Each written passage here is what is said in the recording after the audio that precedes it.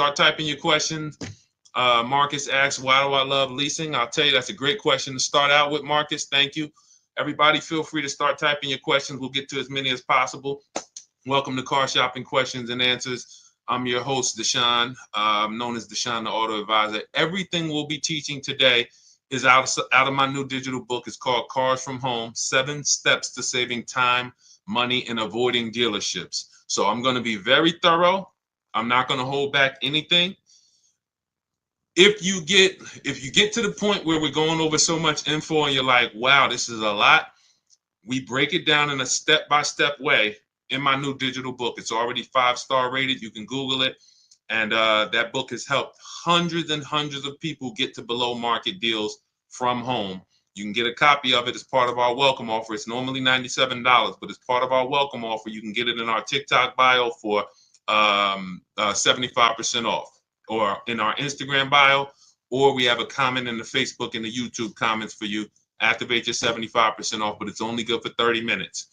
That's our welcome offer to you. For those of you who you like more of a, Deshaun, let's work together. Can we do this together? Then certainly you can click those same links and click Shop with Deshaun. See if you qualify for our Done With You program, where you'll be, instead of reading, we have step-by-step videos, and then we have a Facebook community where you can ask all your questions. Over 1,500 people in that community.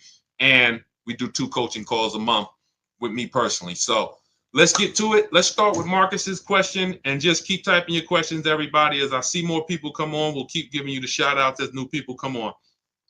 All right. Marcus asks, why do you love leasing?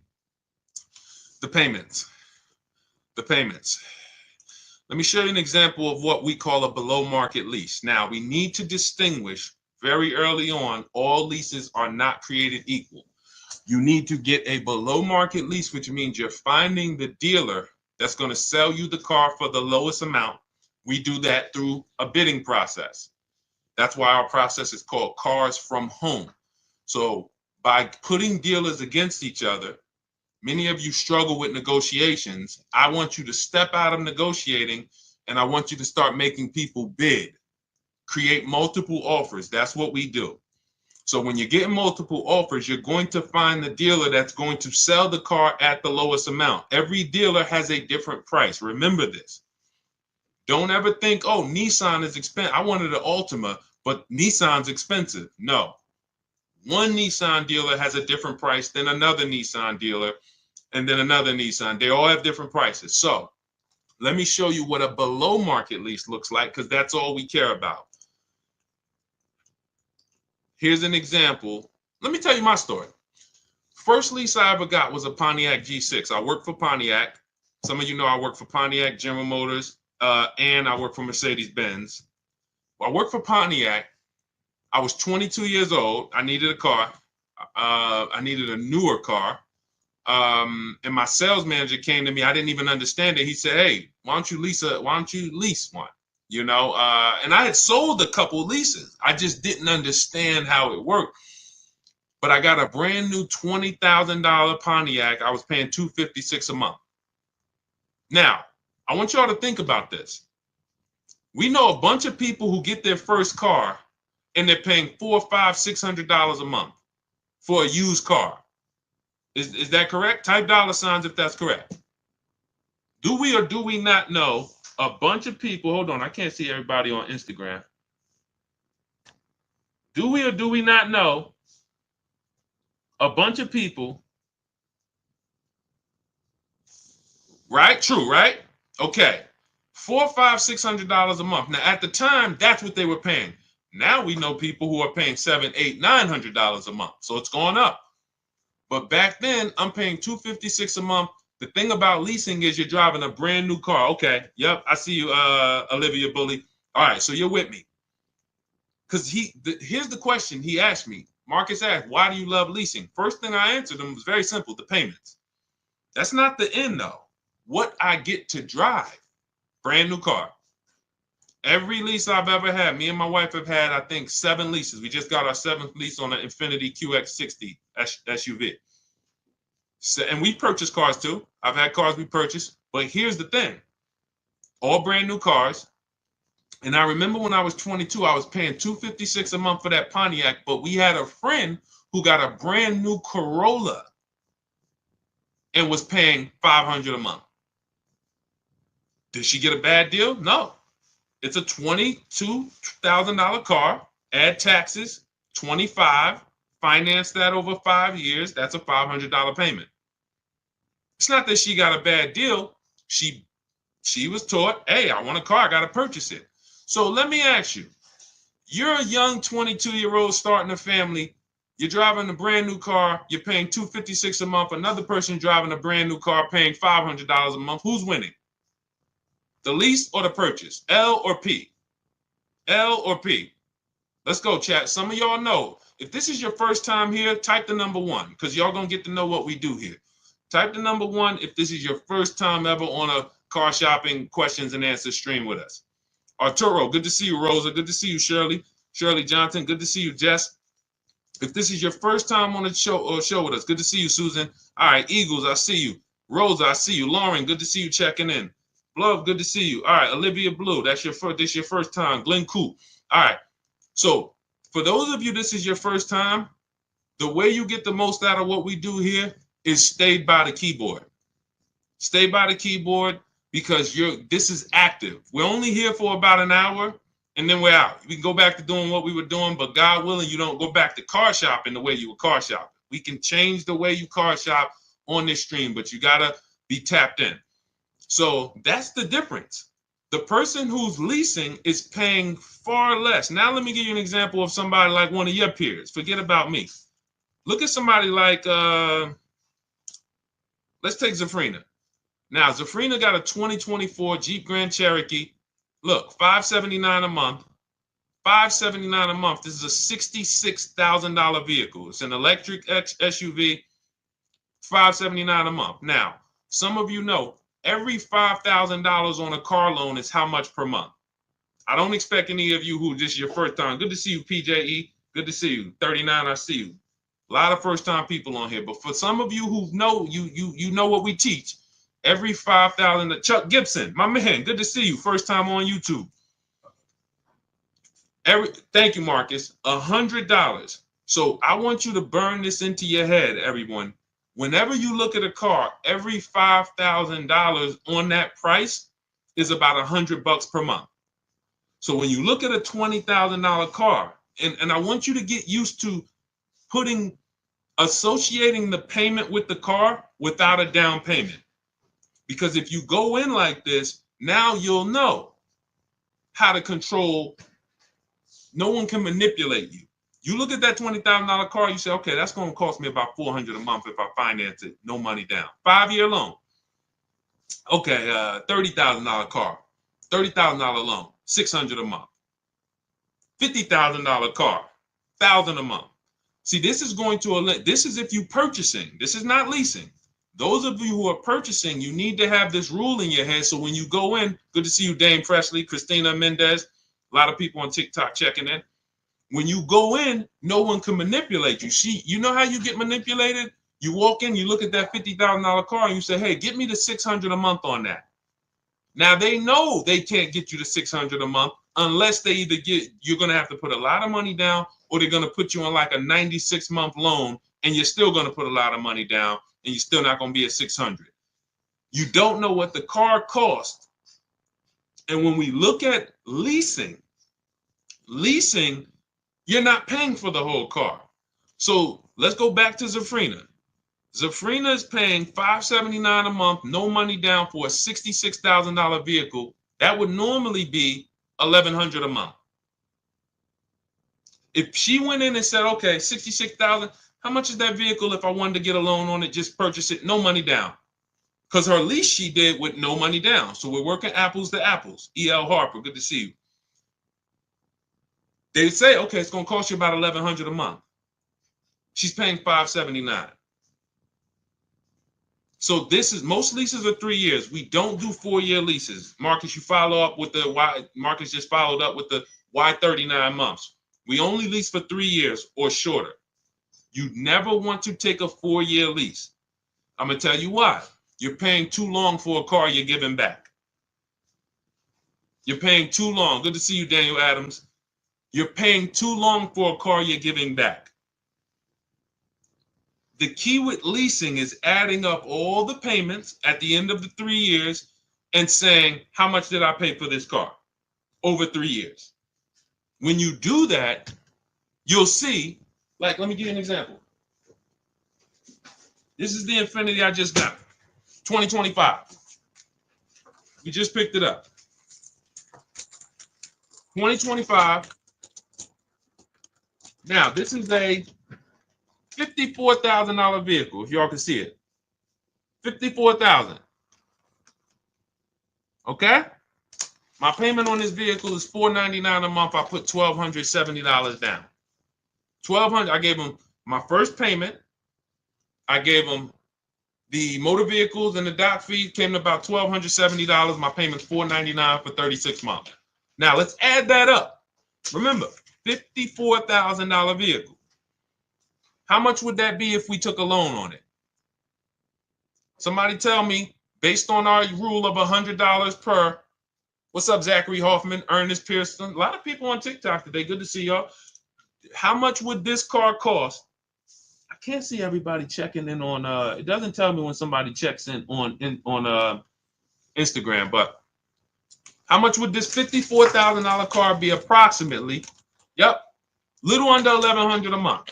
If we just went in and we just said, hey, finance me this car, 5-year loan, no money down, I'm gonna be about $1,100 a month. Now, let's add this up. I'm paying $499 a month for 36 months. That's $17,964, and then I gave them about another $700. $18,600 is what it's costing me over 3 years. $18,600. Now that is what we call a steal. It had a great lease program. They took off $8,000. The dealer that won the bid took off $8,000, beat all the competition. So you don't need to get a lease that aggressive. Look at Charles' lease on his Palisade. This is what we call a under 1% lease. But look at Charles' lease. Charles got a Palisade, 2024 Palisade. Look, he said he used our system. He reached out to 3,500 Hyundai dealers from home. He got 10 quotes back. And he said his payment on a almost $49,000 Palisade is $597 a month. $597 a month. You add these payments up, it's nowhere near how much money would be coming out of our household if we purchase. It's not even close. So then you might say, Deshaun, what's the benefit of purchasing then? It's for the long term. That's why, everything I'm teaching is out of our 7-step Cars from Home system. It's the 7-step system in my new digital book, Cars from Home. But step 1 is what we call the most important question, which is how many years are you going to keep the car? If you're not keeping the car 8 years or more, you should not be purchasing it. You should be shopping for a below market lease. For those of you who are like Deshaun, who's a long-term person? You keep your cars 8, 10, 12 years. Let us know. You're long-term. 3, 4, 5 years, 6 years, you ain't even thinking about that. You're long. What's up, Amanda F? Good to see you. Scott W. Juanita Harris. Good to see you. Who's the long-term people? Long-term. Do we got any? See if we got any. We're live on YouTube, Instagram, Facebook, and TikTok. Any long-term people? You're keeping your cars 8, 10, 12 years. Let us know how long you've had the cars. Thank you, Scott W. Appreciate you. Okay, Glenn Coop. How many years are you going to keep the car? You said you're long-term, but how many years? How many years have you had your last car? Put it like that. Let us know who's had their car 8 years. Just type the number of years you've had it. 10, 15. Because you know what my truck just hit 11 years. Okay, I see you, P Haircuts. Okay, we got one. What I'm seeing is, and this is why I'm leaning more into leasing, not just the fact that the questions come in about leasing, but the fact that I'm seeing more and more people are keeping their cars for less time. All right, we got Keon Jones, keep his car 10 years. 16 years on a Suburban, Scott W. Okay, these are the people who should be purchasing. and you need the Glen Coupe has a 2015 Equinox. Okay, so you're approaching the 10-year. Yeah, you're right about 10 years. So let's consider this. Some of the rest of you are like, wait, I'm not keeping my cars anywhere near as long as these people. You are the people who should not be purchasing, because I just showed you the amount of money we're paying for these below market leases when you know how to shop. Now, if you're purchasing, you still need to get below market deals, because dealers are lying to y'all. 8 out of 10 dealers are still telling, hey, there's limited inventory and all of this, and this is why you need to pay these high prices. It's just a matter of you not knowing how to shop.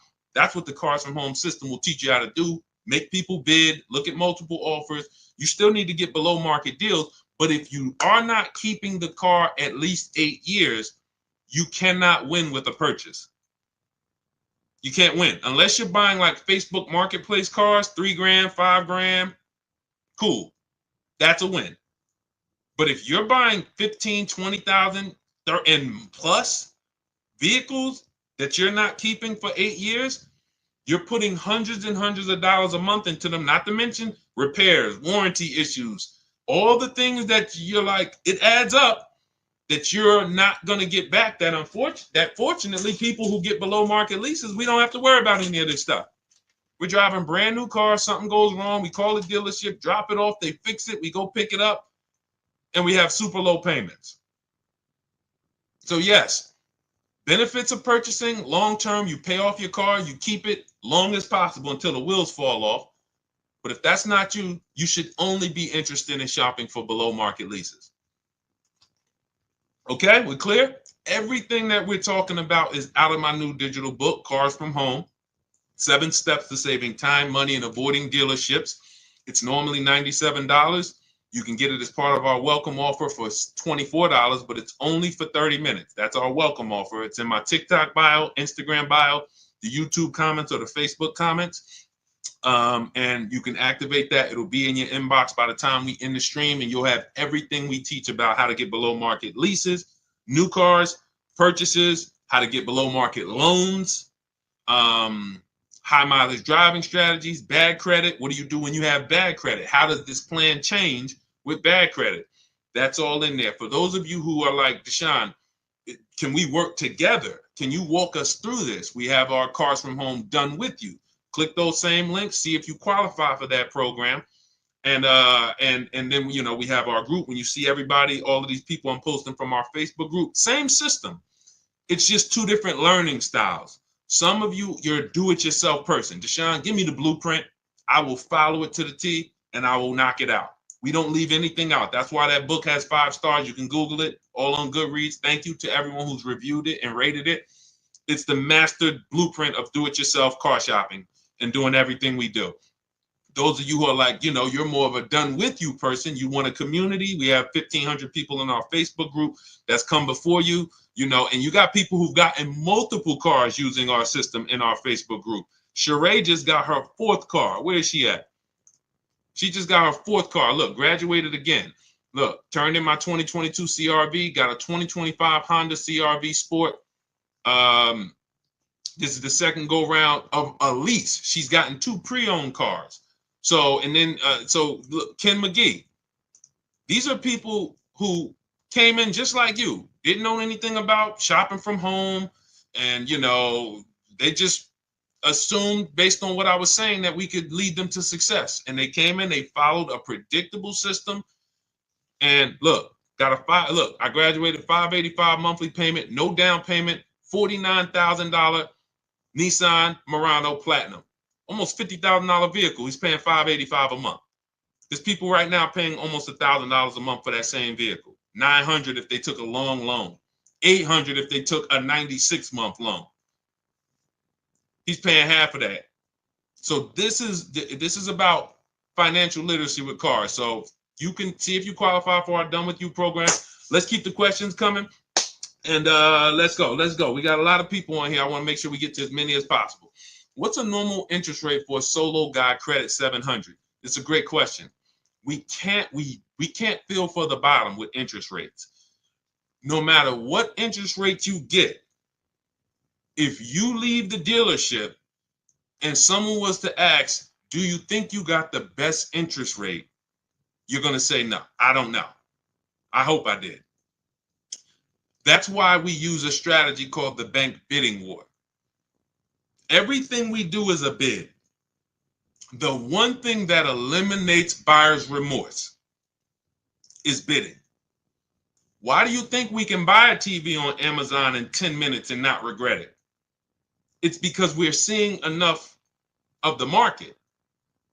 You go to on Amazon, then you pop over to Walmart, then you pop over to this, and you see in 10 minutes, you see, all right, this is the best price, right? Right? Type right if you understand that. Type right if you could. See, these are principles. What's up, Jerry Eric? Good to see you. Susanna, Callie Craig. See, that's how we have price assurance. Price assurance and lack of buyer's remorse comes from multiple offers. It's simple. So in order for us to say, all right, how do we make sure we don't have buyer's remorse when it comes to our loan, or when it comes to our trade-in, or when it comes to the car we buy? We need to make sure we see enough offers to know that we got the best. And notice, dealers are going to try to keep you from getting more offers. That's why they think you need to be there to do business. See, that's all works into, hey, if I can keep you from shopping other offers, I can make sure I'm controlling the price, which is why we focus on cars from home. So how do we employ this bank bidding war system? Credit bureaus allow, and anybody can Google this. Okay, I see you, Tips Notes. Wait, I'm sorry. Tips and Toes. Good to see. All right, so everybody's following. I'm glad to see everybody's tracking on this. This is what we'll get to you too, Tanya Rails. Make sure you get Tanya Rails on Facebook too, Dolan. But hold on, let's finish this up because we're talking about how to make sure we don't have buyer's remorse with our interest rate. A lot of people don't know that the credit bureaus, the people who rate our credit and sell that score to people, they allow us to shop and have multiple banks and credit unions access our credit, but it has to be within a short period of time. It's called the rate window. So if you Google rate shopping, you can verify this. So what they say is, in a short period of time, you can have a bunch of people access your credit with a hard pull. And at the end of that window, it's going to weigh on your credit as if it was one hard pull. So if one hard pull would have weighed your credit down 10 points, you can have 15 of them in that window and it's still going to be 10 points. This is how we move, which is why we never do a pre-approval with a hard pull. Who's ever gotten a pre-approval with a hard pull? I'm going to tell you what the bad part is about that. And look, see, if you get the mindset that none of these people want me to shop, if you can burn that into your mind, oh, the dealers don't want me to shop, correct. The banks, even my banks, they don't want me to shop them, correct. That is the mindset. So when you get the hard pull, it's going to drop your credit. But here's the bad part about the pre-approval, has an expiration on it. So they'll send you out with a pre-approval. Hey, Mr. Williams, good news. Hey, Haley, let's use Haley. She just jumped on. Haley, we'll give you the pre-approval, but it's a hard pull and it's only good for 30 days. So now you're going out there and you're trying to find your car and like, hey, oh man, I got to find a car within 30 days. Because the last thing we want to do is not find a car, and what happens? We got to run our credit again. So we literally have the bank who's supposed to be helping us, hurting us, which is why we don't do any pre-approval with a hard pull ever. Ever. We are not going to limit ourselves and force ourselves into this rush shopping. One thing you're going to learn as you use the Cars from Home system is we don't rush shop. Some of you, you're in an emergency. That's no problem. Okay. Listen, if you need a car in a short period of time, we have people who, Ansley got a 1% lease. When he got his car, he came in and used our system. Our system is designed to go through in seven days. You can get your car in 7 days below market deal. That's not a problem. You can see here, he says, look, one car down, he had 2 more to go. 2024 QX60 Lux, $58,000 car. He got it for $554 a month. He said, look, I started the process Saturday, accepted a deal Monday. That's it. He started on a Saturday. He had his offers coming in on Monday, and he was good. So it's not a matter of time. It's a matter of knowing what to do. But what we don't want to do is make emergency shopping our norm. Because a lot of people, you think, oh, if you come in and tell a dealer, hey, I need a car by next week, that hurts you. We don't want to be emergency shopping all the time. You want to be in a position where you can say to a dealer, hey, yeah, I can make a deal today for sure, but I don't need to make a deal until, 3 months from now. Your ability to say no is leverage. So we don't want to continue to always be emergency shopping all the time. And with our system, you won't be. Some of you, you're emergency shopping because you have so much anxiety, you just wait and put it off. And next thing you know, it's like, oh man, now I need a car. And now you're going in and this is all working against you. So we are not running our credit until we found our deal. This is going to sound way different than what you've been taught. If the banks were giving soft credit pull pre-approvals, we wouldn't need to do this. But they're not. Because they're trying to lock us in, they're no longer doing these soft credit pull pre-approvals. If you can find one, if your bank does it, that's what you want to do. Soft credit pull pre-approval. Tell me around about what you think my interest rate would be, and then let me go shop. Now, if your bank or credit union does that, that's the move. Once you do, in our system, we have a calculator that we do.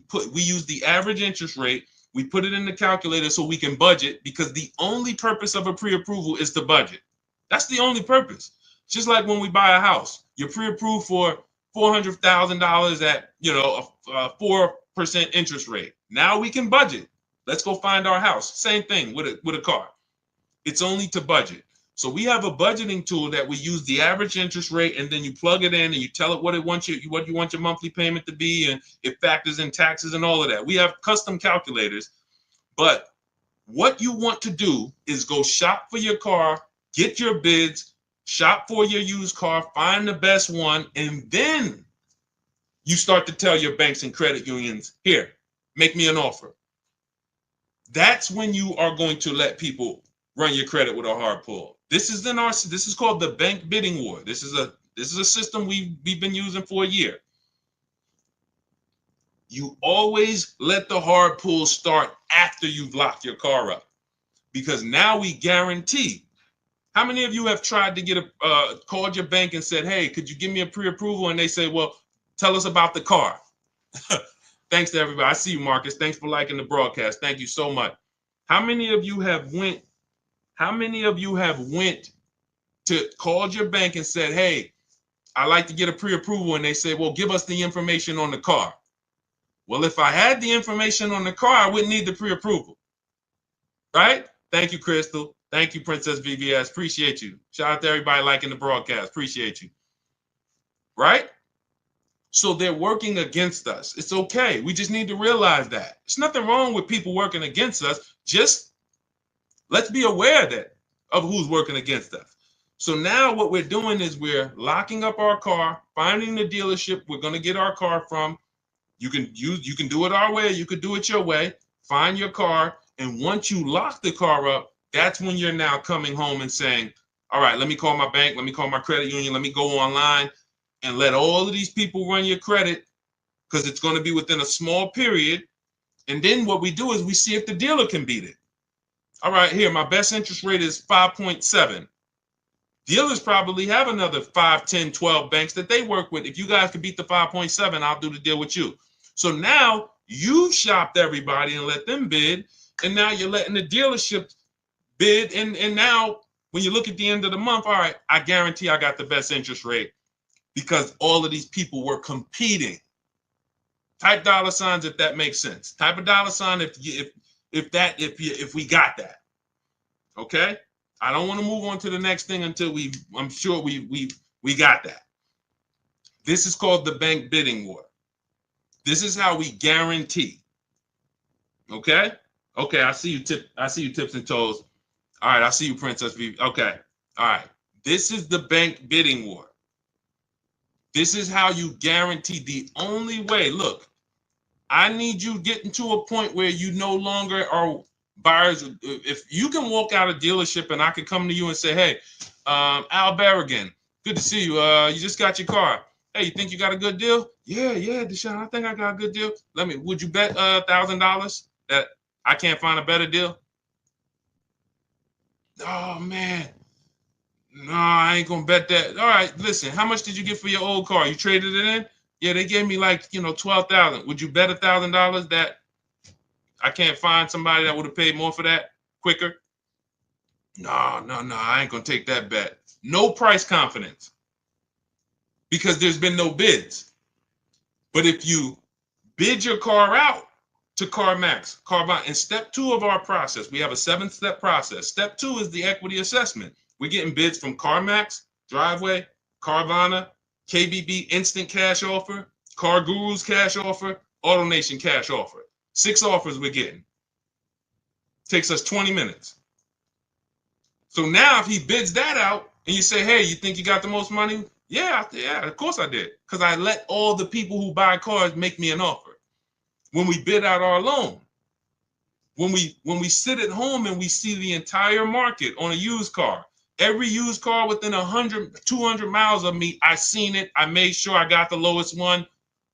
I'm shopping for a new car or a lease. I'm talking to 25 dealers in our system. We have something called the 25 to 5. We reach out to 25 dealers all online. We're not talking to these people.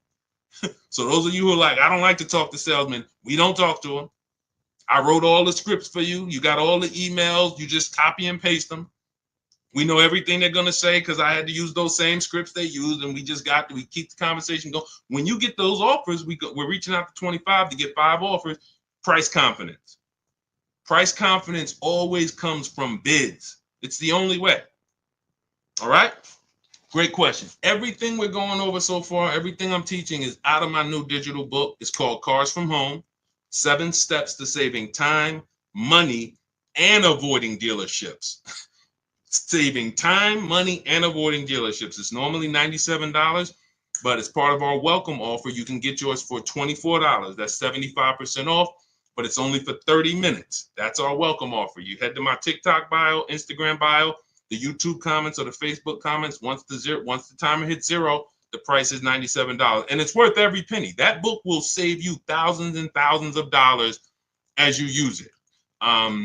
So it's not a question. But listen, if you get there before the timer is up, you got it for $24, and it'll be in your inbox by the time we end the show.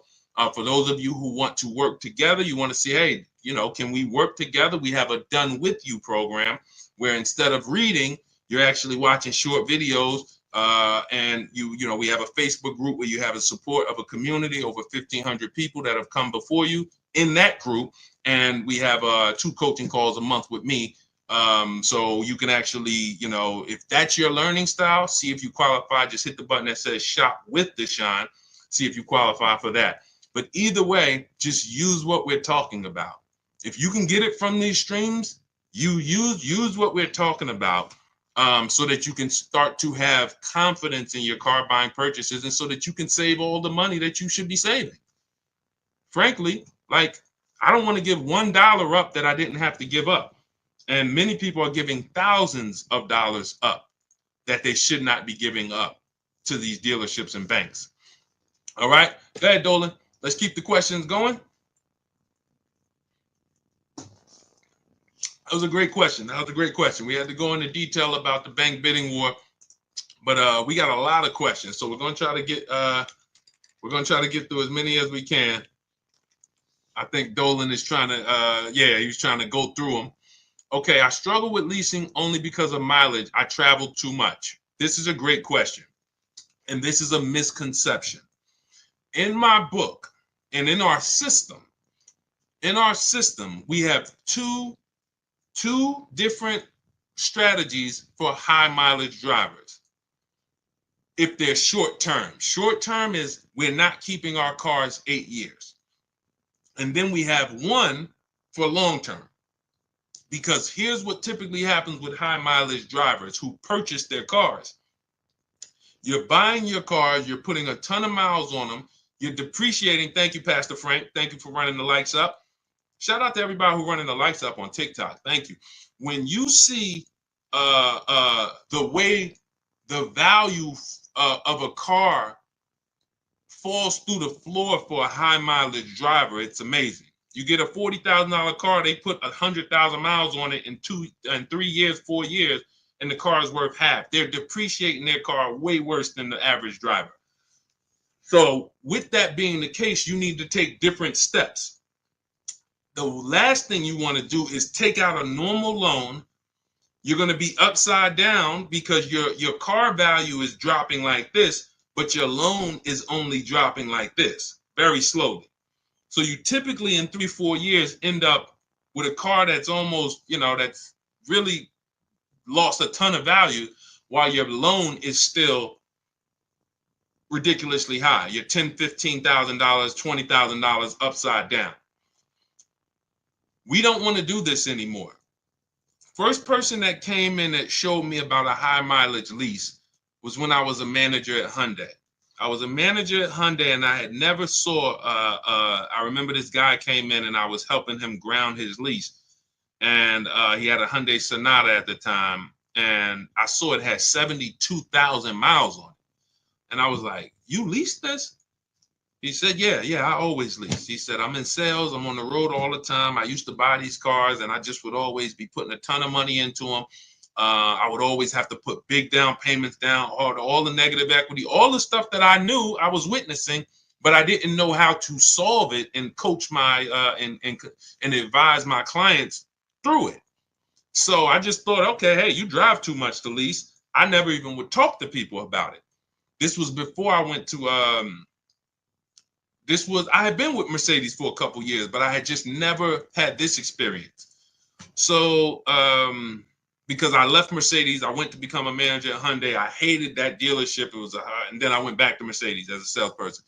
But I saw what his payment was. His payment wasn't, let's say a normal payment on a Sonata at that time, a good deal was, $300 a month. His payment was only like $175 more. It wasn't double.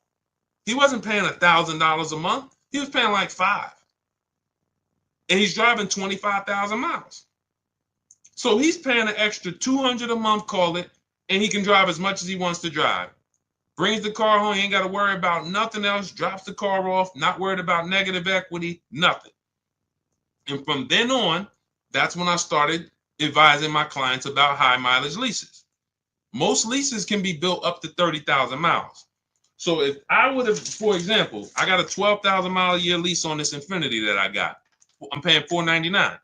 If I would have gotten a 25,000 mile a year lease, I probably, instead of $500 a month, I probably would be paying $700 a month. But I'm driving 25,000 miles.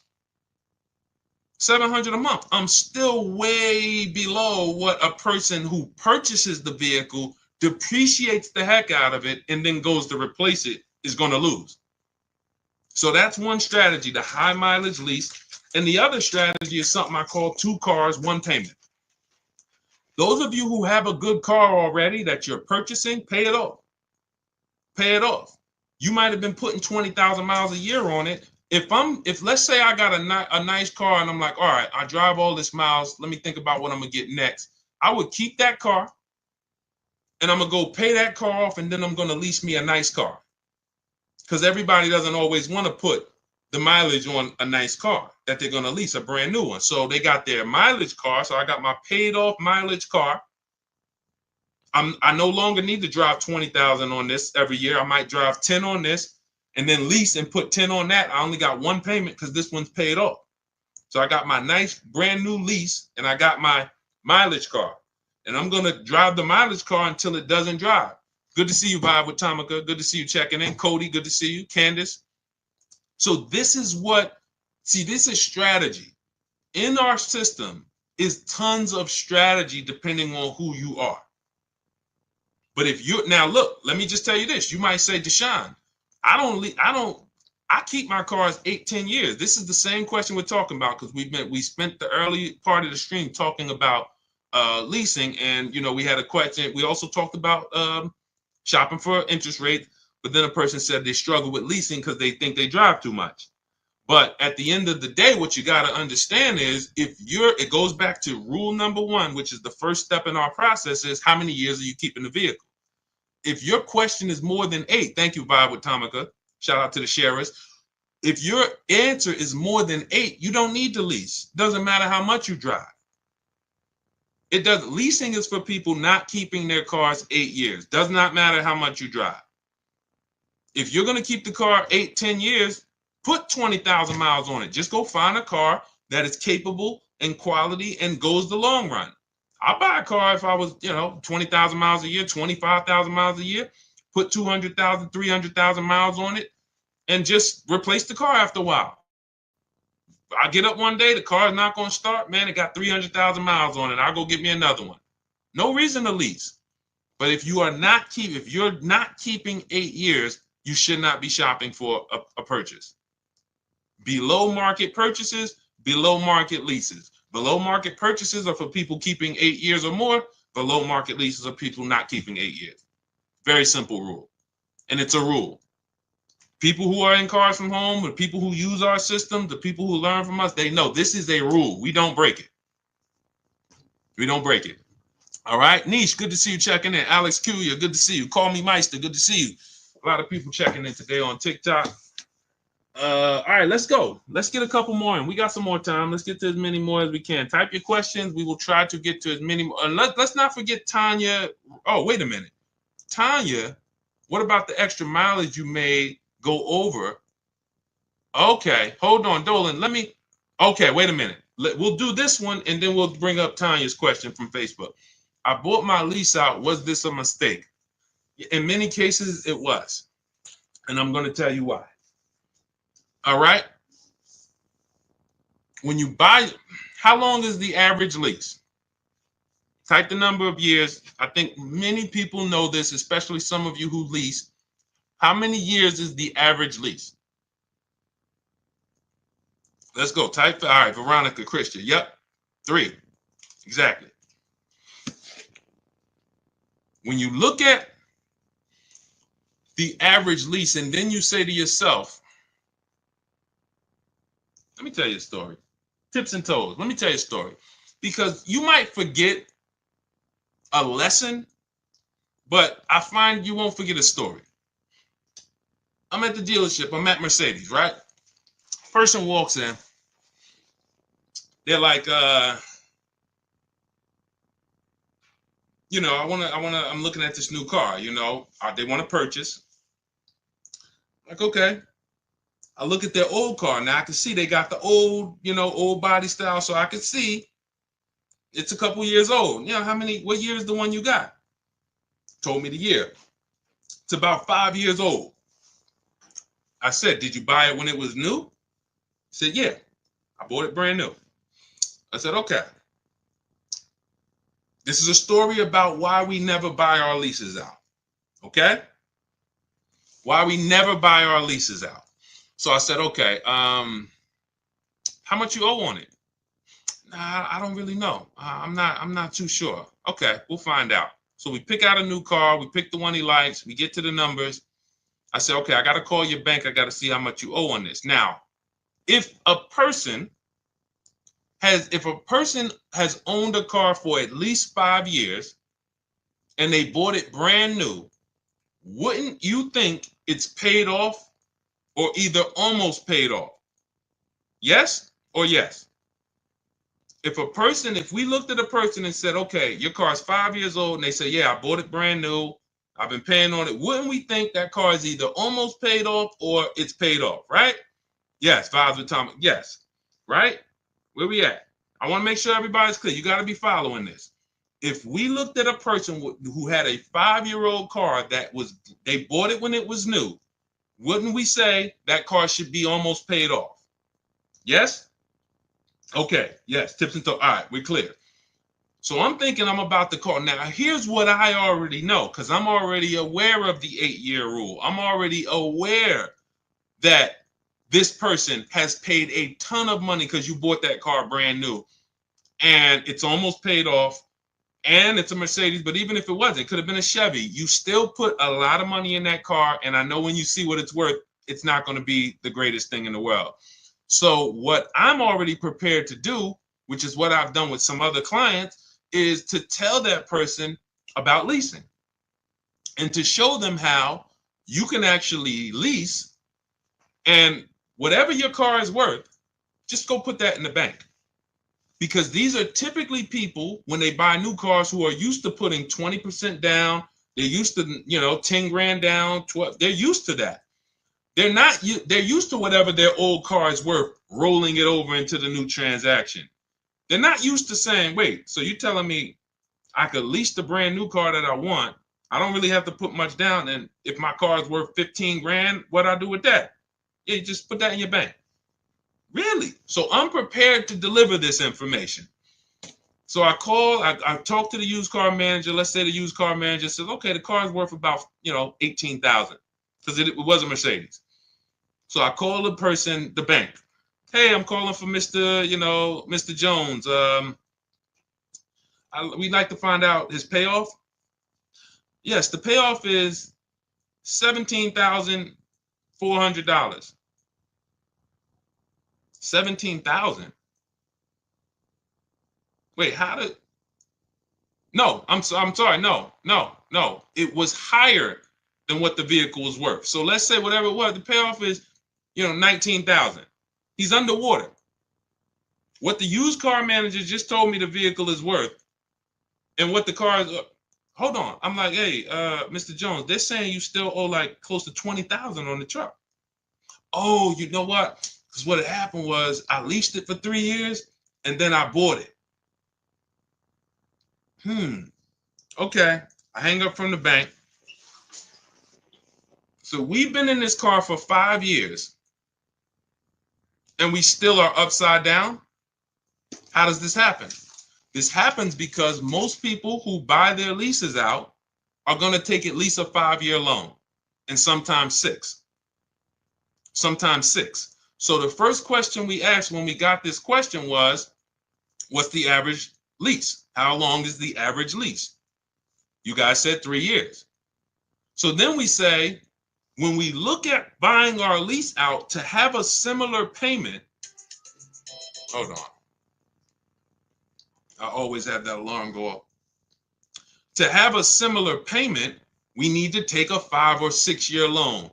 And in many cases, it's 6. It is 6. What's 3 plus 6, y'all? Anybody here signing up for 9-year loans on cars? When you buy your lease out, this is the only time where we end up spending or committing to 8 or 9 years to pay on the same car. Now, is there an exception? Yes. One exception. 8-year rule. How does the 8-year rule go back into this? Because that's always the first question. See, when you buy your lease out, it's a transaction. I want you to look at it as all I'm doing is buying a car, but it's a used car, but it's my car. When you buy your lease out, all you did was buy a used car. That's it. But it's your car. So before we ever would buy a used car, we would ask ourselves the most important question, which is, how many years am I going to keep the car? Because if it's less than 8, we're not going to buy that used car. We're going to shop for a pre-owned, for a below market lease.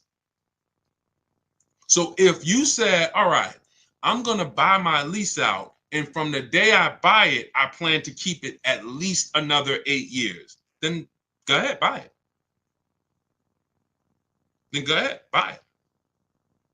That's the exception. But you would have to be saying, all right, I leased it for 3, and then I'm going to keep it for another 8, which means I'm going to keep this car 11 years, or it does not make sense to pay 8 or 9 years on it. And mind you, when you look back and say, I kept it 11, hopefully it's longer, because to pay on a car for 8 or 9 years, you want to at least enjoy 3 or 4 or 5 years with no payments.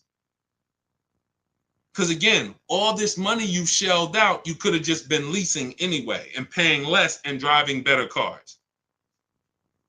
That's why the 8-year rule is what it is. That's why, you know, when you guys look, everything we're talking about is out in my new digital book, Cars from Home, 7 Steps to Saving Time, Money, and Avoiding Dealerships. If you focus on not skipping step 1 ever, step 1 is what we call the most important question.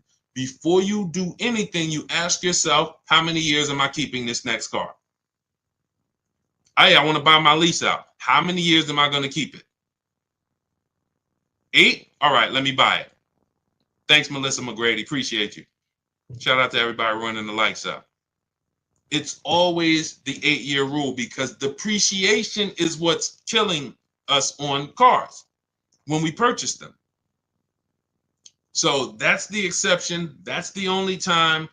It's not like, oh, I'm paying cash for it, Deshaun. Does it make sense? Doesn't matter.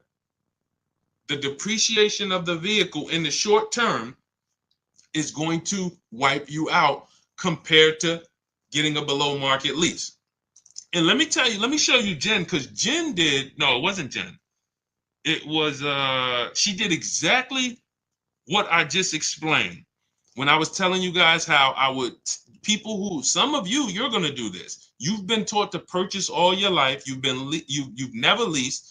You really never understood leasing other than what, you know, you may have heard about it. Let me put this down. Hold on. That's not the one I want to show you. And what happens is you're like, well, Deshaun, my next car is going to be a lease thing. Absolutely. So now what am I going to do with my car that I paid off or that's almost paid off? I would normally go swap this. Here's what you're going to do. You're going to do like what, where's she at? Hold on. This is a good one. Here we go. Melissa. All right. So Melissa, she took possession of a 2025 Honda Pilot EXL. She leased it. Her local dealership won the bid. And she said she got her offers that we teach in the equity assessment. Her highest offer for her old car, which was a Kia Sorento, 2018 Kia Sorento, was 12 grand. She planned on selling it to CarMax. And after she made the deal, she gave the dealer a chance to beat the offer or match it. That's what we always do. We come in with offers, and then once we do our business with the final dealer who wins, we give them the opportunity to match it or beat the offer. Saves us the time if they can match it. So now, look, they gave her the 12 grand, and she left out of there at $597, nothing out of pocket. And she's getting a check back for $12,000 in equity. You see what I'm saying? She got her brand new Honda Pilot EXL, great payment, no money down, getting a check for $12,000. That's exactly what this last 10 minutes we talked about was about. Some of you, that is your next move.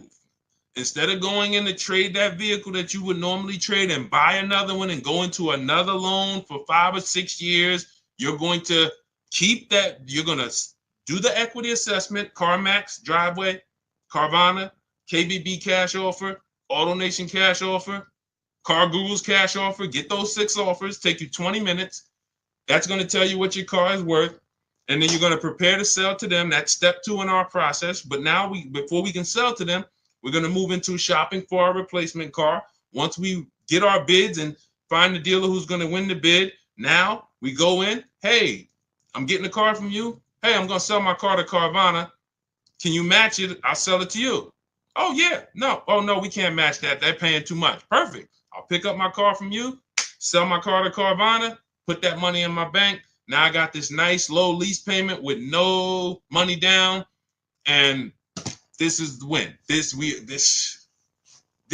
going to be your favorite car deal. You'll do that over and over again, but you'll never do that again. You'll never cash out a purchase to a lease again because you're going to know from now on, I'm not purchasing unless I'm keeping long term, and I'm not leasing unless I'm keeping, less than 8 years. But the transition in mindset and the process from, I've been purchasing, paying all this money, you're going to put a huge equity check in your bank account, and then it's going to be great. It's going to be great. So all of this is in my new digital book. Good to see you, Johnny Nixon. Good to see you, Alan B. Thea. Good to see you, It's DK. All of this is out of my new digital book. Those of you who are like, Deshaun, it's no way I'm gonna remember all of this. I just give me the blueprint, give me the step-by-step. That is 7 steps to saving time, money, and avoiding dealerships. It's already 5-star rated. You can Google it. Thank you to everybody who's reviewed it. It's normally $97, but as part of our welcome offer, you can get yours for $24, but it's only for 30 minutes. You go to my TikTok bio, my Instagram bio, click the picture of me, or YouTube comments, Facebook comments. We have a link there. When you click that, activate your 75% off and get your book for $24. It'll be there. You have everything we teach about below market leases, below how to get below market purchases, below market used cars, bank bidding war. It's all in there step by step. So you just follow each step, check off each step as you do it. And by the time you get to step 7, which is delivery, you're picking up your new car or they're delivering it to you. So that is the system. For those of you who you prefer a done with you, some of you will do it yourself. Give me the blueprint, Deshaun. I will knock it out. That's the digital book. Those of you who are like, done with you, Deshaun, can we shop together? Instead of books, instead of reading, you want to watch short videos, 3 to 5 minute videos as I walk you through the entire 7-step process. You can see if you qualify. Go to those same links, see if you qualify for our Done With You program. And then we have community with 1,500 people in our private Facebook group. You can get your questions answered, not just from me, but from 1,500 of your other peers that have come before you. Use this system. And then we do 2 coaching calls a month. You have up to 6 months of coaching calls with me personally as I help you get acclimated into the system. So when you see me share all of these pictures are from members of our private Facebook group. This is India. She got and she joined a year before she got her car. She said, I joined last year. She didn't need a car at the moment, but she said, I got back. She ended up shopping, got her 2024 Hyundai Elantra, 36 months. This was a $29,000 vehicle. She's paying $365 a month. No money down. $365 a month, no money down. This is what it's about. They're not me. I'm sure all of you know that I can do this. The reason why I showed them is because this is you. They were on broadcast just like you and followed a simple system, strategic system, and these are the results. All right, let's go. All right, Liam McCall, thank you so much. Enjoy it. Use it. Use it like the biggest weapon in your tool belt. Stay on steps. Don't jump ahead. Don't think, hey, I noticed Deshaun didn't talk about that. You'll notice that I ordered things in a particular way. It's for a reason. Well, I normally do this up front. Well, leave your goal, leave your strategy in the background. That's why it's about unlearning. Unlearn, relearn. Unlearn everything you were taught about car buying and come in and just follow each step. And when you get to the goals, you'll be like, okay, I see. Oh, wow. All right. I see why we do that here and not back there early.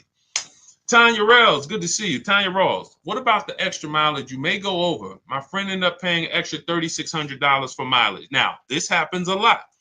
Who's heard of a case like Tanya's? Who's heard of a case where people leased, or maybe it was you, and you didn't get enough mileage, or they didn't get enough mileage and they end up getting penalties? Who's heard of that? And they'll swear off leasing. See, that's what I'm gonna just buy it. And sometimes they buy the car. That's a bigger mistake. Oh, I went over mileage by 15,000 miles. I'm gonna just buy it. Horrible mistake. Financially, horrible. But here's what happens. In step 3 of our process, this is where we're structuring our deals. I have something in our lease strategy called choosing your mileage wisely, where you simply are accounting for how much you think you're going to drive. That is important. And then we're saying, okay, I'm going to drive 15,000 miles per year. I'm going to drive 14. I'm going to drive 12. That's what now, all of our lease offers, we always shop with 12,000 miles. We're always shopping our lease offers with 12,000 miles, only first payment due at signing, taxes and fees go into the payment. because that's how we judge our offers. You're going to learn that you can easily judge lease offers when you're not putting money down. When you have a dealer who says, all right, put $3,000 down, you're at $480 a month. Put $4,800 down, this other dealer says you're at $3,700 a month. This other dealer says put $2,200 down. No, all of you work with just first payment so that we're all working apples to apples. And that allows us to judge whether it's a 1% lease, where our payment is 1% of the MSRP or less, and then up to 1.5%. We haven't talked about the 1.5% rule. That's our threshold of when we're now overpaying for a lease. When you go over 1.5%, you're overpaying for the lease. It doesn't make financial sense to lease that vehicle. So what happens is people will know they don't drive 10,000 miles per year, but they're in a dealer and they're working a lease deal, and the dealer is like, hey, well, your lease payment's going to be $490 a month. And they're like, okay, well, I need to get to like 400. And they're like, well, you can't get there with the 12,000 miles. Or they know they drive 15. You can't get there with 15,000 miles. Okay, how much if I do the 10? Never ask these questions. These questions should never be asked. You drive 15,000 miles per year, right? Yeah. So why would you be considering a 10,000 mile a year lease? To save $40? To go from 10 to 12 is 20, 25 bucks. To go from 12 to 15 is 25, 30 bucks. So literally for a small amount of money, people are getting penalties, because when you build it into the lease early, you're paying 15 cents a mile or less. When you're penalized for it, you're paying 25 cents a mile. So let me give you an example of somebody. Look at Jen. Jen knew she needed 18,000 miles per year. Now, we always shop, as I said, with 12,000 miles. Where's Jen at? Her smiling face always sticks out. Here you go. All right. Now, Jen knew she needed 18,000. We always shop with 12, whether you need 10, whether you're doing a low mileage lease on an exotic car. I don't care if it's a McLaren. You might say, Deshaun, I want to do the 5,000 mile a year lease. Okay.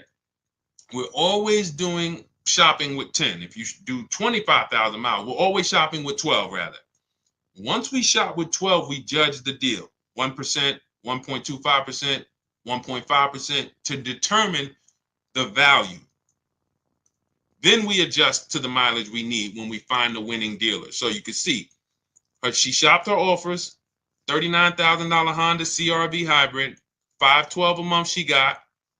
That ended up being a 1.3% lease. That shows the value is there. 1.3, great lease deal, but I need to adjust the mileage now.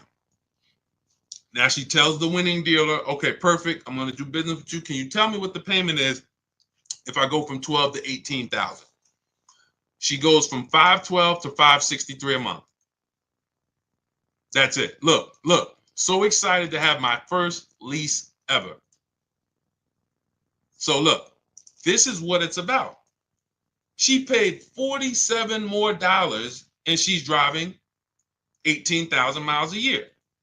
Now let's just do this math real quick, Tanya, so you can see where these people make mistakes and where we make sure we never do this.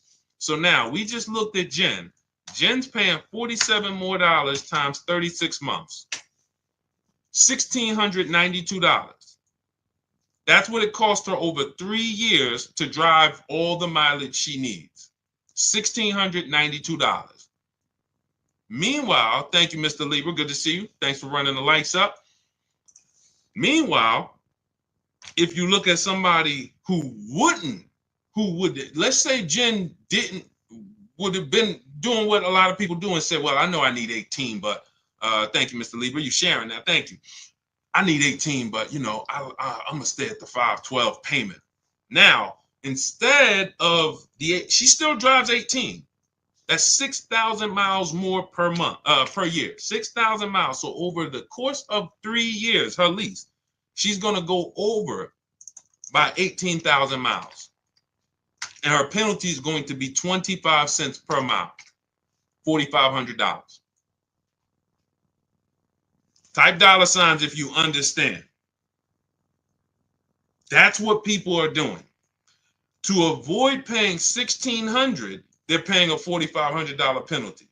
So your friend could have literally probably paid $35 more per month, gotten all the mileage they needed, returned the lease, didn't have a penalty, went and leased their next vehicle, perfect.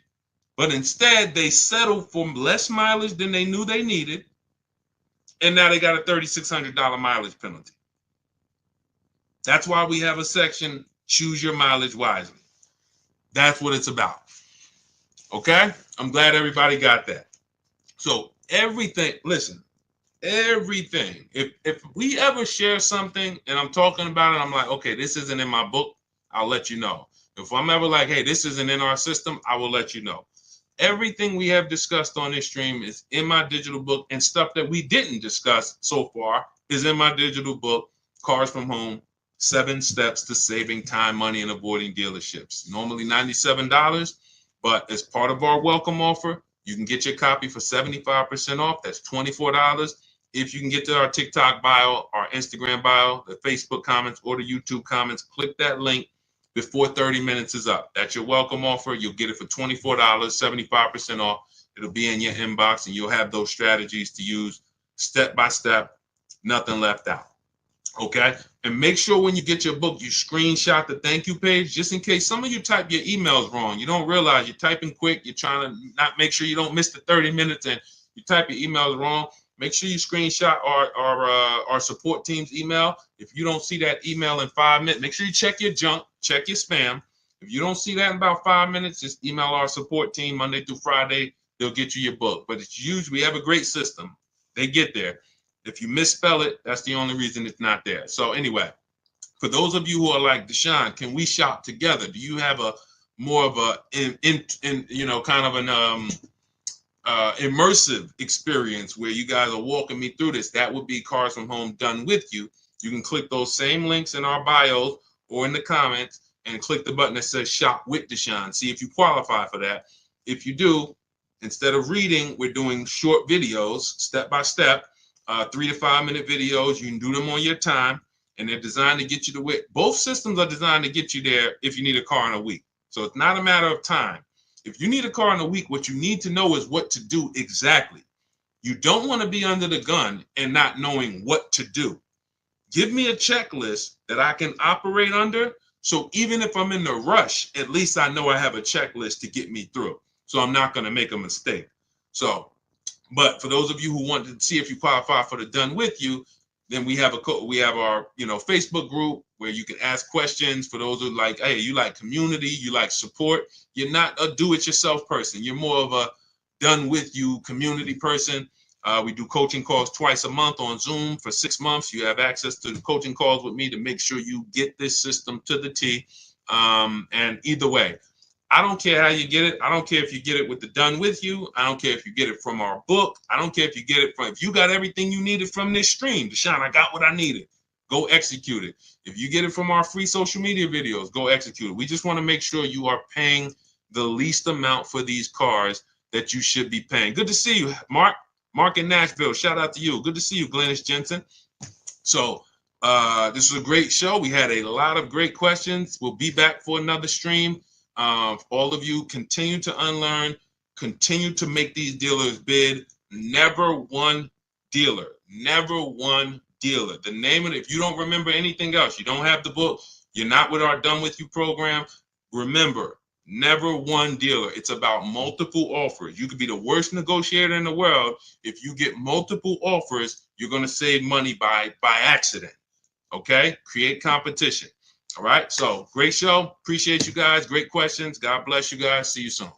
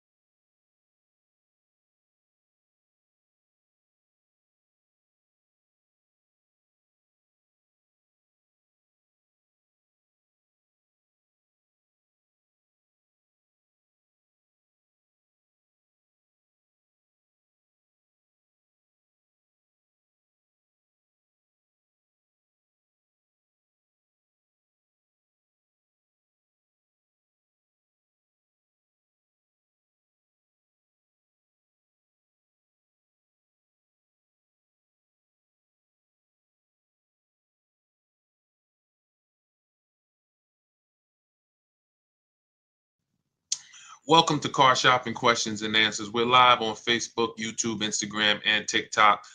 My name is Deshaun. I'm known as Deshaun, the Auto Advisor. And over the next hour, we're going to spend time getting your questions that you have about car shopping. I'm going to tell you some questions you should be asking that you may not know you should be asking.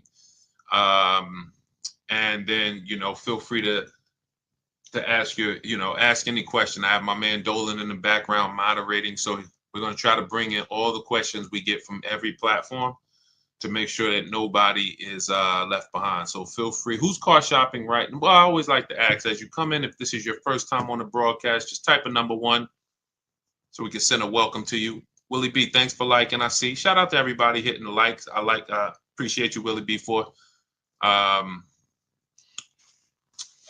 I've been very, very, we've been doing this since 2020. And I can't tell you guys. Welcome, Mark. I see you. Shout out to Mark on YouTube. Thank you. I cannot tell you how bad the deals are when you do not know how to get great deals. When you're going out here negotiating right now, the dealers, since the pandemic especially, have been using market conditions against you. Fake market conditions, limited inventory against you. And they sell you these stories that are just not true. But the minute you believe them, they are true. And what's up, Prodigal Son? What's up, Deanne Rose? Shout out to everybody checking in. Good to see you all. What we want to focus on, I want you to learn the cars from home mindset, which is cars from home. That is not just our process, that's the mindset. 90% of what you're going to do to pay less than everyone is out here paying is going to be right here in your house. It's going to be at work. It's not going to be in dealerships. You have no leverage in dealerships. Dealers have all the leverage because they make you think they're the only ones who can give you this offer. You don't realize that there's 20, 30 other competitors that they have, and their mission is to stop you from talking to those people, or their mission is to stop you from being able to access getting offers online. So that's what we're going to be discussing over the next hour, and I'm going to look at any other question that we get in, and we'll bring them on to the show. Everything we'll be talking about is going to be taught out of my new digital book. It's called Cars from Home: 7 Steps to Saving Time, Money, and Avoiding Dealerships. So as you hear everything and you're like, man, Deshaun, I want the whole blueprint step by step. That's my digital book. It's already 5 stars. It's normally $97, but it's part of our welcome offer to you. You can get a copy for 75% off, which is $24, but it's only for 30 minutes. You head to my TikTok bio, Instagram bio, the YouTube comments, or the Facebook comments. We have a link for you to use, and that'll get you your book for 75% off.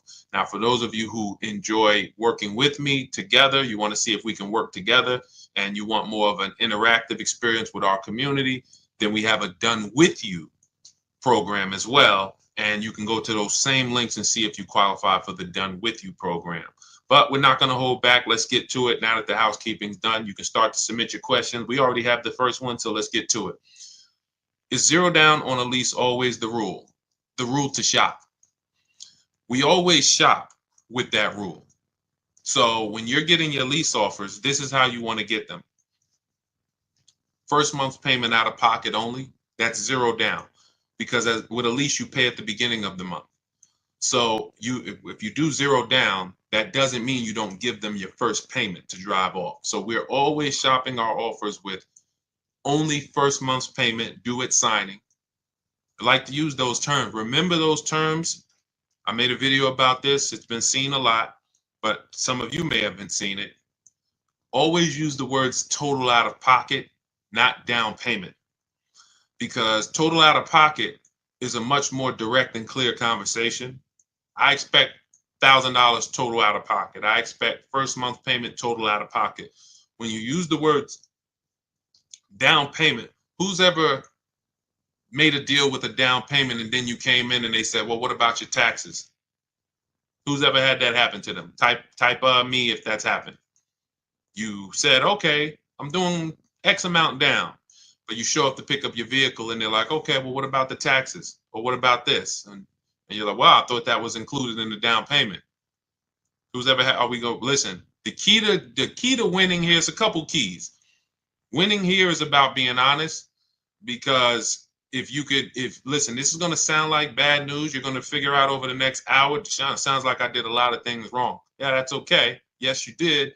But I got to tell you the bad news first so we can get you to stop making these expensive mistakes you don't even know you're making. So I see you. For the people who are being honest, you understand. The reason that happened is because down payment is an ambiguous word. So it can can mean total out of pocket, but some dealers could spin it and say, well, no, that was just your down payment. So we like to use the word total out of pocket. So we always shop lease offers with total out of pocket, first month payment, and 12,000 miles per year. And we get our offers with the taxes and fees in the payment. Now, you must get at least 5 offers for a lease for you to see what the below market lease is. Because we've been doing this, besides my experience with, since 2006 being in the car business, I've personally, since 2020, helped hundreds of people personally shop all over the country. And I know that if you don't operate with 5 offers, you're not going to be able to see that 3 to 4 of them are going to be overpriced. Big mistake that they've programmed you. Shout out to the sharers. I see you. Thank you. Thank you, Art. I see you, Kim. Thank you so much. Appreciate everybody who's tagging somebody. Listen, your friends will be mad at you when they come and tell you that, hey, listen, I bought this car and I got ripped. I hate they ripped me off, and then you say, hey, you should follow this guy Deshaun. Hey, how long you been following him? A year? I watch his stuff all the time. Well, why didn't you share it? So share with your friend so that we can protect these friendships. Because when people lose on cars, they get very mad. So we want to stop them before they actually go make these mistakes. But that's what you want to do. You need to shop your offers with first month's payment, put the taxes and fees in the payment, get your offers, and you need to get at least 5, because then you're going to see, wow, 3 or 4 of these are overpriced by a lot. So, when you hear people say, oh, I got a quote from Nissan, they're expensive. No, that one Nissan dealer is expensive. You need to get another quote from a different Nissan dealer, which is why everything we do is from home. Because most of you are like, oh, man, Sean, I got to drive from dealer to dealer to dealer. No, we don't do that. We make our deals in literally 90 minutes, 2 days, a couple days from home, couple hours from home. And that's how we're able to talk to multiple dealers at once. And we don't even, if you're using the Cars from Home system, you're not even talking to dealers, because I wrote all the email templates that we use to communicate with multiple dealers on their websites and inside their dealers. So we're not even talking verbally to them. Everything is being typed. What's up, Kelly? Good to see you, Hudson. K-Swish, shout out to the people checking in on TikTok. So that's how you want to do it. That's the rule. Now, when do we put down payments down on leases? To answer the final part of your question that you didn't ask, well, we put down payments down on leases to lower our payment once we know we have a below market lease. Once we know we have a great deal on a lease, 1%. Some of you have heard of the 1% rule. Once it's under the 1.5% rule, those of you who don't know, you can feel free to ask about that. But some of you who know what we teach, the 1% rule has been around for decades. The 1.5% rule we created as a way to make sure you're not overpaying for your leases. So once you get your 5 offers, if it falls in that category and you're like, wow, great deal, but I want to lower my payment a little bit, that's when we put money down. See you, Greg. Thank you so much. Welcome, Samuel. That's when we put money down. So money down is, if you don't do it that way, what you're doing is you're trying to buy your deal. You're trying to say, oh man, I got a good payment, $399, $4,000 down. You bought your deal. That's not a deal, because when you take the down payment away and you look at what did I pay for this car, you're going to see, wow, okay, that actually was an overpayment. So that's why y'all notice when you're talking to dealers, what is the first question they ask when you start talking about the numbers? Don't they? How much can you put down? Right? Right or right? Stay by your keyboard, y'all. Come on. I see you, Vanny. I see you, Val. Stay by your keyboard. Let me go to my people on Instagram. Because in order for you to get the most out of what we're doing, you gotta stay engaged. The people who are going to get the most out of what we're doing, we're on 4 platforms right now live. I see you, Pam. Good to see you, Pam Erickson. I see you, Chief B, Instagram. You guys, the people who engage are going to get the most out of what we do. If you're sitting there and you got this playing in the background, that's not to say you can't get anything out of it. But for sure, yes, Devin, this is how you're going to get the most out of it.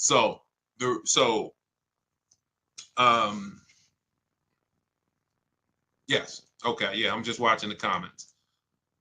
So the 1.5% rule just says that if you're the 1% rule. Somebody asked what's the 1.5% rule on Instagram. So being that all these questions, this person who asked this first question, my answers to that has created secondary questions. Let me just answer that, and then you guys can type your questions if it's unrelated. If it's like, okay, Deshaun, I want to know about used car shopping.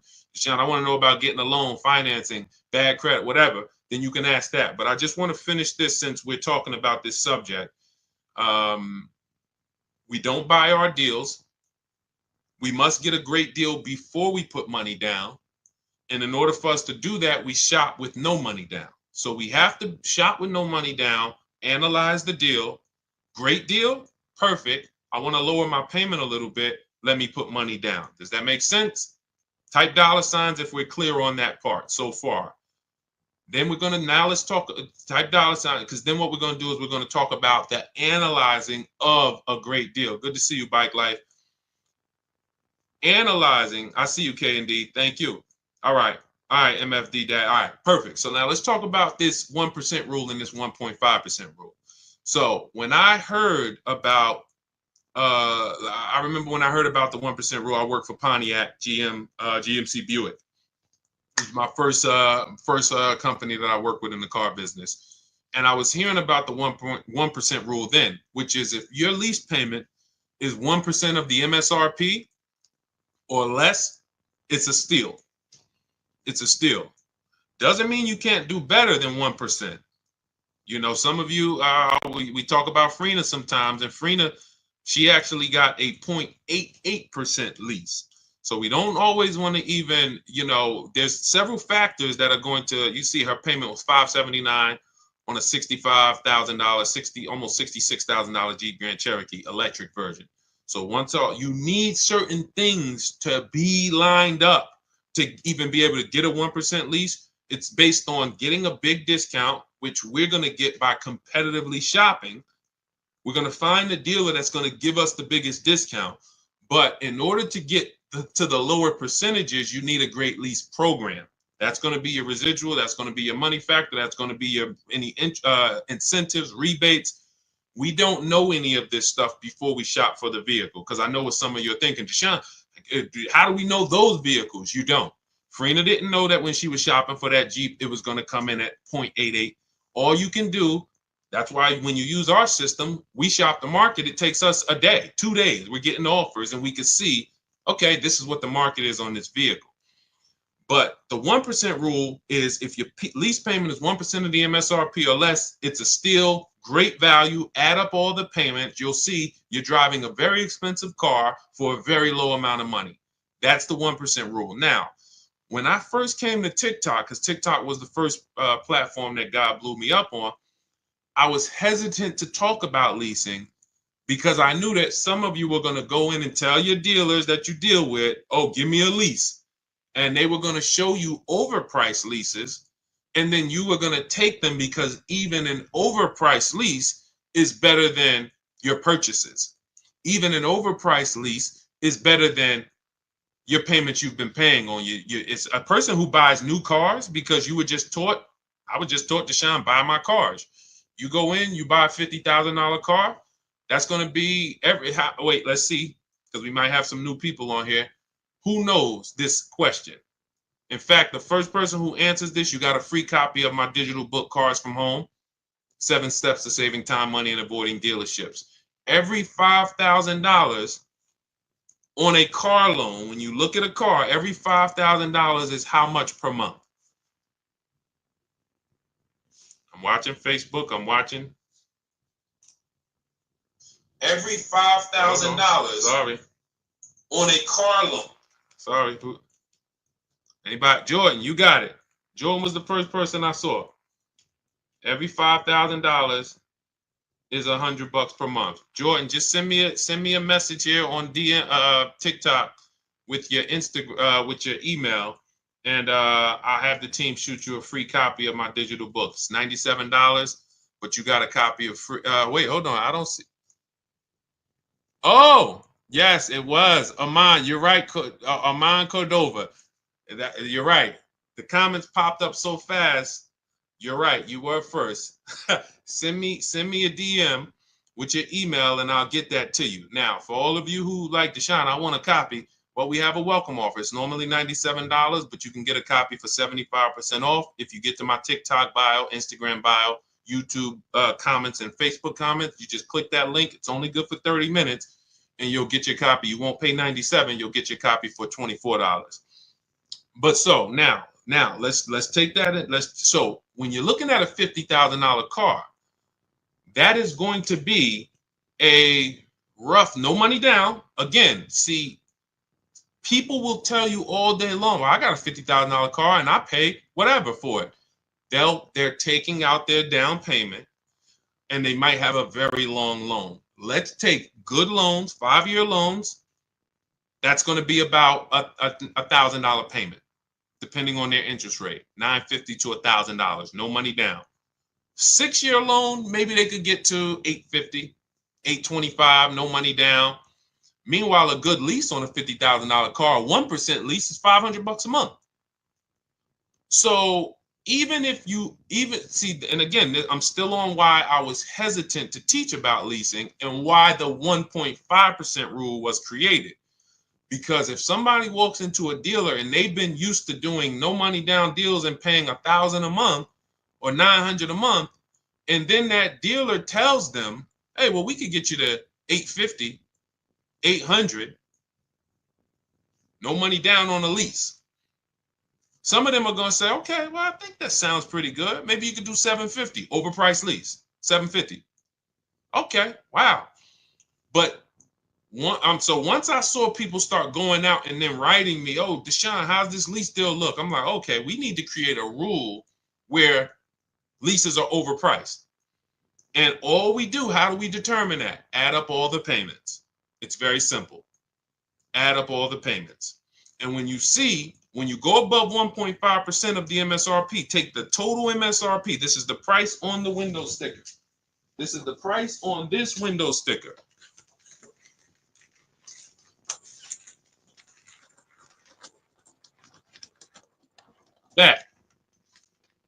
That you're taking this price right here, total MSRP. This is a vehicle that I just got.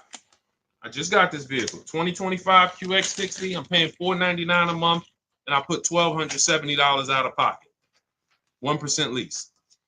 I didn't get it negotiating. It didn't take me battles with dealerships. I made the deal from right here, the same way I want you making deals. Now, when your payment is over 1.5%, and again, why was this able to be here? Well, I had a loyalty rebate because I have an Infiniti. They took off $8,000. They had rebates, and they had a good lease program. That combination created a 1% lease for me, under 1%. Now, let's say a brand doesn't have as many rebates. All right, with a great deal, maybe 1.2, 1.3. Let's say a brand has more demand, less discounts. All right, 1.4, 1.5. But the minute you start paying over 1.5 for a lease, you're now paying too much money for a vehicle that you're giving back in 3 years. Makes no financial sense to do the deal. So that is where the 1.5% lease deal came from, the rule came from. And, so if that answers your question. Welcome everybody who just jumped on. I see the people are starting to come in. Keep typing your questions, Dolan. We could bring the next one in because I see a lot of questions coming in. So let's keep this thing moving fast as possible. We don't worry about money factor and residual. That doesn't matter.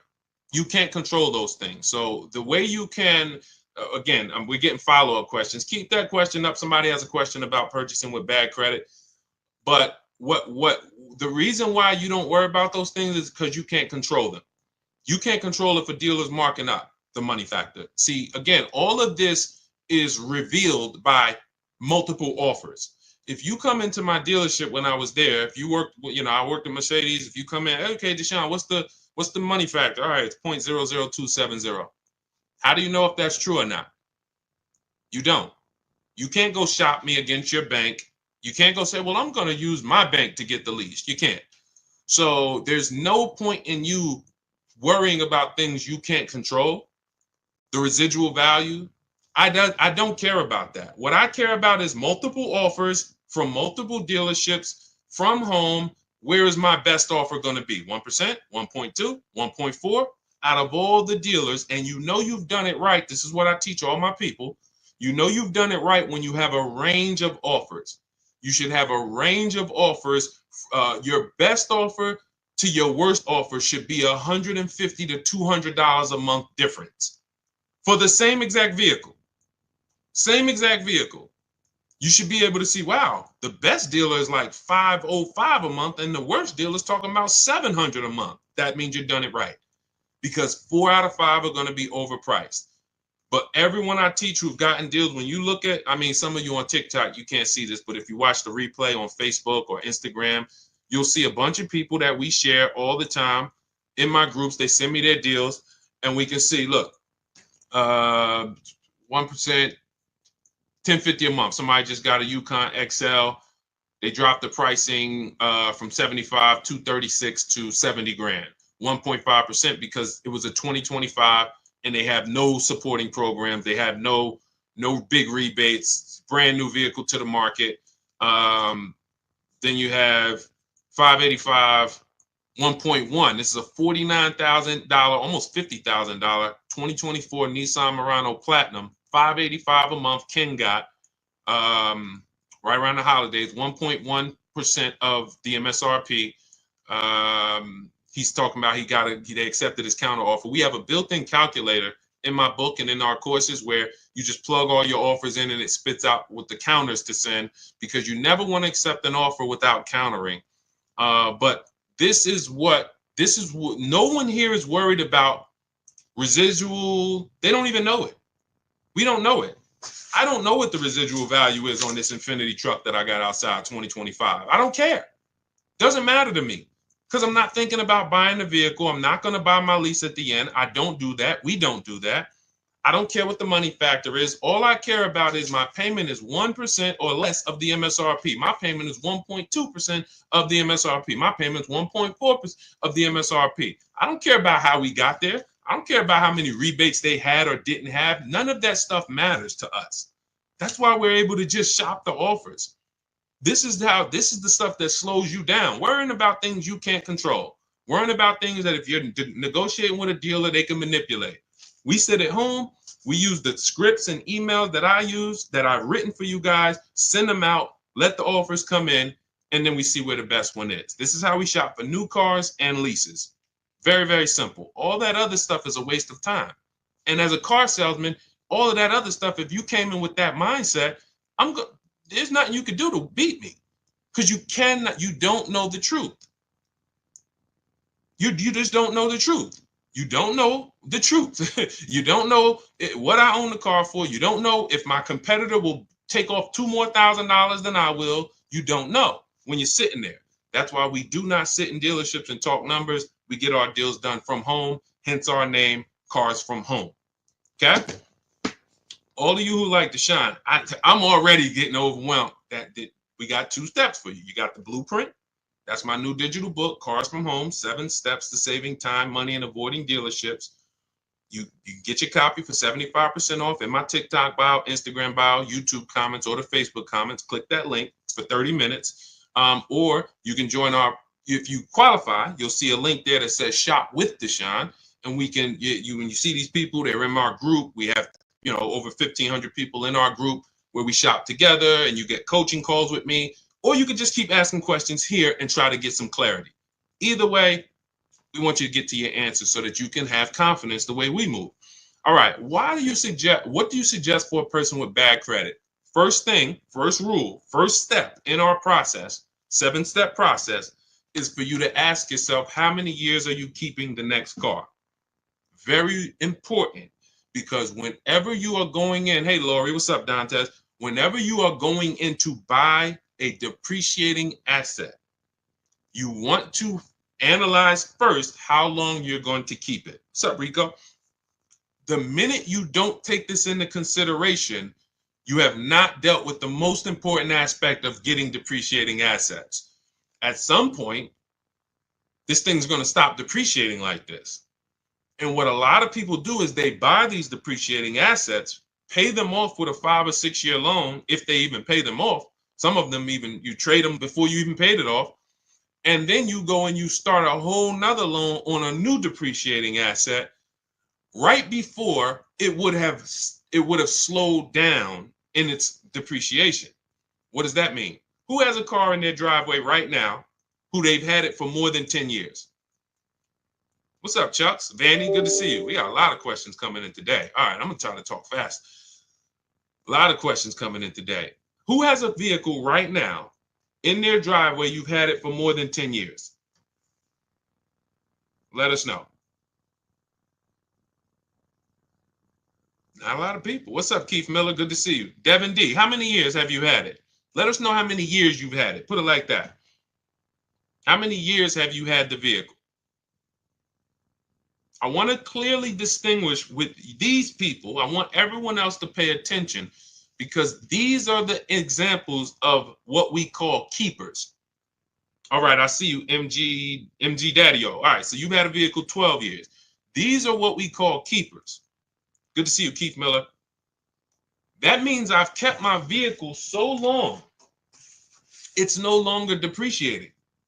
See, when you first get your vehicle, it's depreciating like this.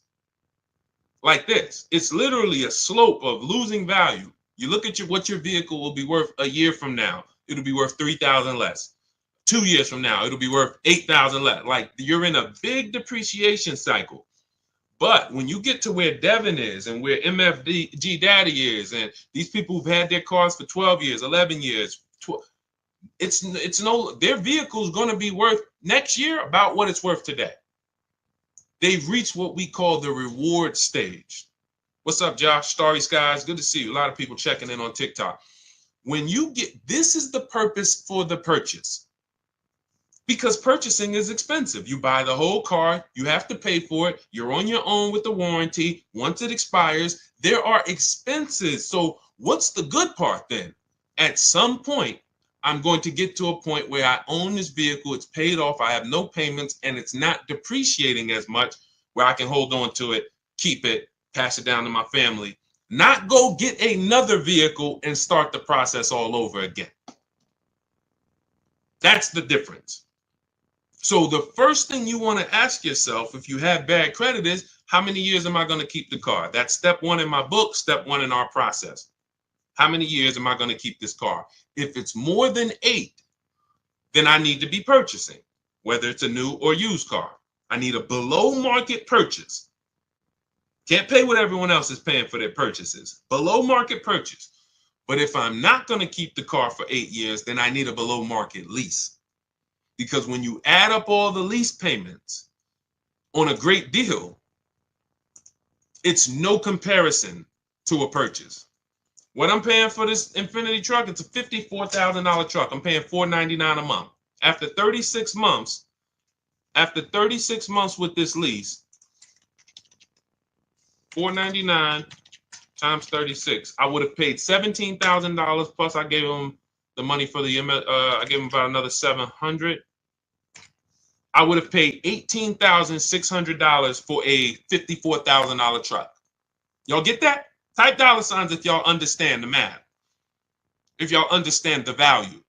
$54,000 truck, I'm only paying $18,000 over 3 years. That means if I bought it, that's all the depreciation I'm going to pay for. $18,000 total out my pocket, out of my family's bank account to drive a $54,000 truck. Doesn't include taxes and everything. Some of you who are going to buy these trucks, you're buying taxes and everything. That'll put you around 58, 18,000. So when we say leasing, some of you have heard me say, you can't get a good deal if you purchase, but you should have leased. It's over. Deshaun, how many years are you? I'm only keeping this car 5 years, but I purchased it. Could I have gotten a good deal unless they gave it to you for half off? No. No. There's no way a below market lease is too many times better than a purchase for you to get a good deal on a purchase and win. So with bad credit, that's your question you're asking yourself first. Now, if you don't, you can't qualify for a lease. No problem. Now we're going to set ourselves up to get a lease, though.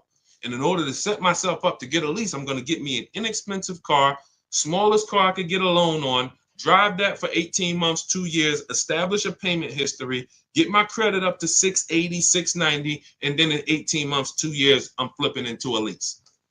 That's in my book. That is in our, when we have two processes. Everything I'm teaching you is, we have two different ways we teach people. Everything I'm teaching you is inside these processes. One is the do-it-yourself. Those of you who are like, Deshaun, you give me the step-by-steps, I'll knock it out.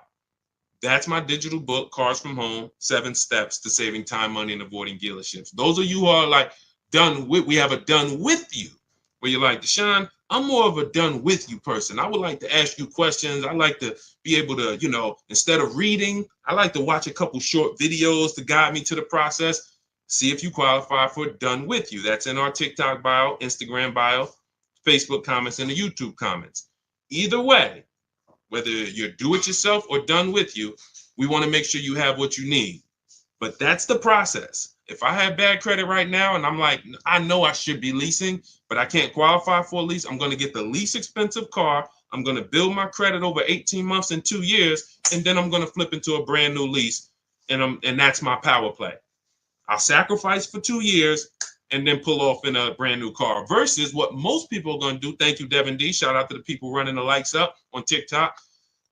Versus what most people are going to do, which is I don't qualify for a lease. Let me go and just buy a car, pay 20% interest, have a high payment, no warranty, low quality vehicle. And in 2 years, I'm not going to be any closer to leasing. In fact, I'm going to buy a car that's so expensive and going to have such high interest. When something goes wrong, I'm liable to miss a payment, be late on a payment, set myself back from even being able to lease in 2 years. That's why we operate with plans. Okay, let's go. A lot of questions coming in. Keep typing your questions. Equity Now, welcome. Good to see you, Taylor Gill. Good to see everybody checking in. Type your question. Instagram, y'all quiet. Except for my man MFG Daddy-O and Chief B, I don't see many people on Instagram talking. KND Mad Love, Sharon Weens, I see you. Let's go. Facebook is quiet too, but that's okay. That's all right. Let's go. Can you purchase a vehicle from Carvana with low credit scores? Sure. You can purchase a vehicle from anywhere with low credit scores. It's not about that. Do you want a great deal or not? So if you say, all right, let me walk into Carvana, let me buy a car on Carvana. I got bad credit. Sure, you get a car. You can walk into any highway dealer and say, hey, I have bad credit. Can I get a car?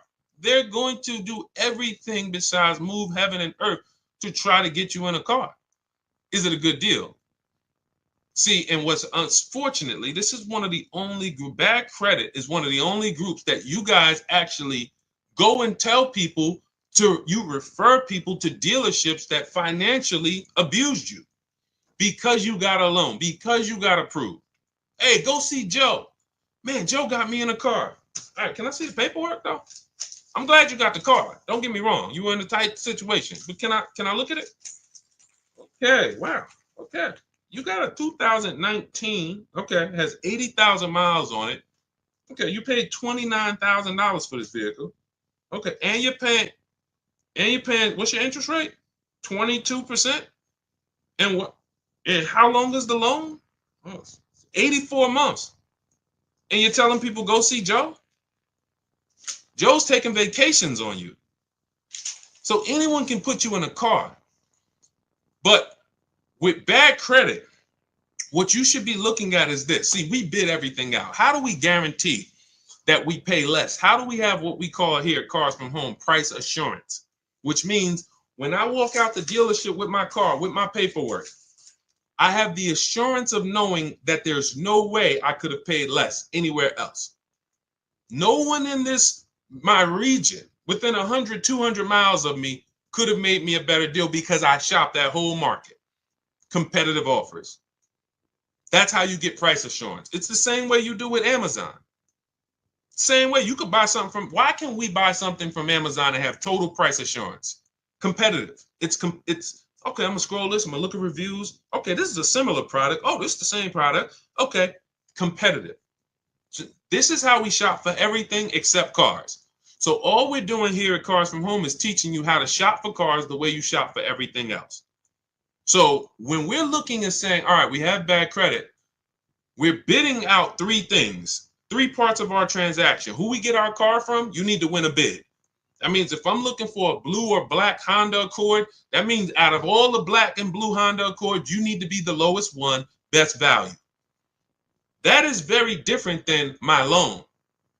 My loan, I need to pay more because I'm a higher risk. The loan, I need to pay 20%, 18%, 22% because I'm a higher risk. Has nothing to do with the price of the car that I'm getting. That's the second thing we bid out, our loan. Now, when you, thank you, Devin D, appreciate you. Thank you, Simone, good to see you. When you don't bid out, with bad credit, you lose the ability to bid out your loan because there's not many people who are going to give you a loan. We have some resources. We use a company called LendBuzz. They help a lot of people. I don't have any affiliation with them. They've never paid me a dime. I've never personally worked with them, but in my research, says they'll approve a lot of people.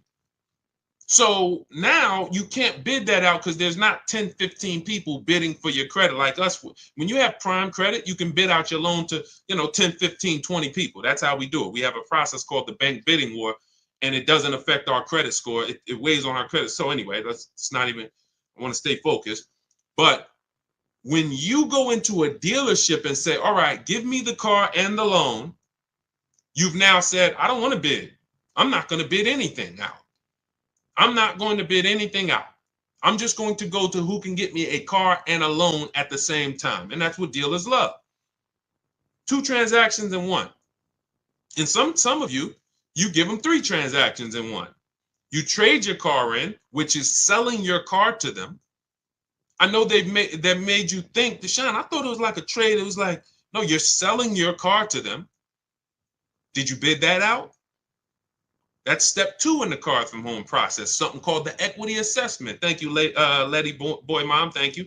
That's something called the equity assessment. We bid that out.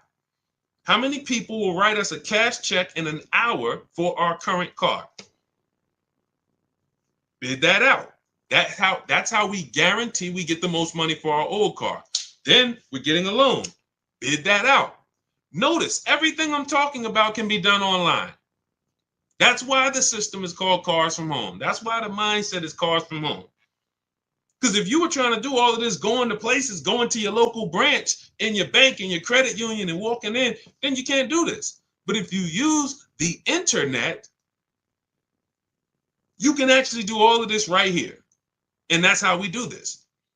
So if I'm you, I'm finding where's the least expensive car out separately. And then I'm working with a bad credit financer like LendBuzz or someone similar who will give me the loan, but I'm going to get a great price on the car. I'm not going to mix those two. Man, I got a great price on this car, but I got 22% interest on my loan. That's okay. Because in 2 years, when your credit's better, a year when your credit's better, you know what you can do with the loan? Who knows? Type it, because most of you know. I got a great deal on this car, great price. Great quality car. Look at it. Wonderful. I pay 22% interest now, but in a year from now my credit's better. Thank you, Devin D. Refinance the loan. Very simple. So that's what I'm doing if I'm in a place where my credit's not good right now. I need a car. Perfect. I'll pay higher interest right now. Work on my credit in a year, 2 years. Refinance the loan. Now I got a good loan. Great car. Perfect.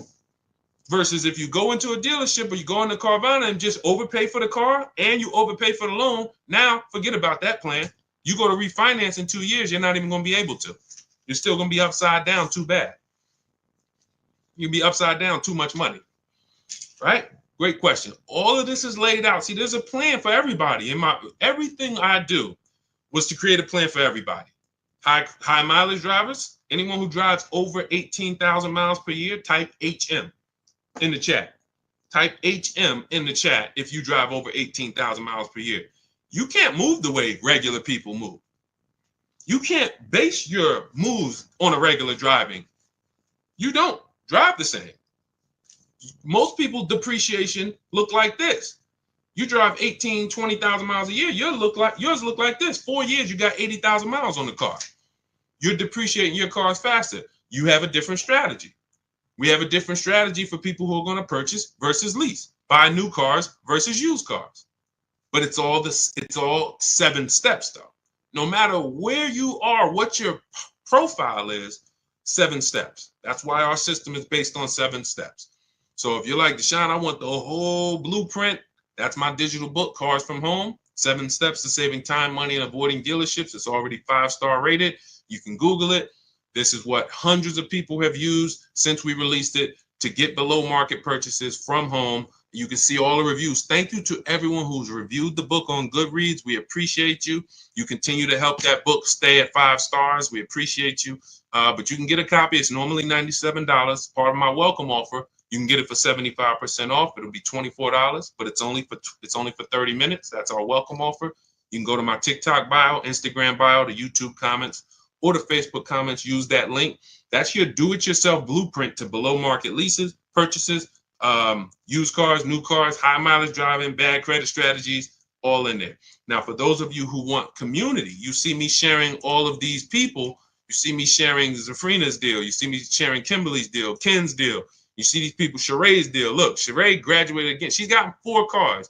She joined us, our Do It Done With You program, where we have, instead of reading, you're doing videos, short videos, 3 to 5 minutes, very bite-sized videos, like if we were having phone calls. She's gotten 4 cars since she's joined us back in, she joined 2021. She's one of the first people to join us. So this is her first, her 4th vehicle. You know, she got a 2025 CRV hybrid. And she talks about all the improvements we made when we created our calculator. She like, we didn't have this when she first started. So she's been able to see all the improvements and things that we've added in terms of, making our system even easier. But if you are like, hey, I'm a more done with you person, I like to, jump on coaching calls. We do 2 coaching calls a month. We have a private Facebook group where everybody comes in, and look, if the book doesn't come, sometimes people with the book try to get in the Facebook group. Sorry, guys. Listen, I got a ton of books here. All due respect, I dumped everything I've learned in 14 years in that book, but I can't call any of these authors. Like, I have questions. I read Tony Robbins' book, Money. It's one of my favorite books. I love to call him and say, hey, Tony, can you break this down to me? That's just not the way it goes. So we have two things, and they're both affordable, depending on what your learning style is. Do it yourself or done with you. You can click the links in my TikTok bio or in the comments on Facebook or YouTube or my Instagram bio, and you can see if you qualify for the Done With You program or if you want to do it yourself. Either way. All right, let's go. We got more questions coming. Let's keep it moving. I see you still, Calvin. All right, hold on. We're coming. All right, I'm curious to know whether or not, if you have a family member that works with one of the major car companies, is that a best way to buy a car from the A to or B? Wait, I'm sorry. Is that a best way to buy a car from the A plan or B or the B or C plan? I wouldn't. It doesn't matter. Family members don't matter. You can only do what the dealer is willing to do. I mean this with all due respect. I've had car salesmen come on my streams. There's 2 types of car salesmen that come on my streams. People who they're not trained.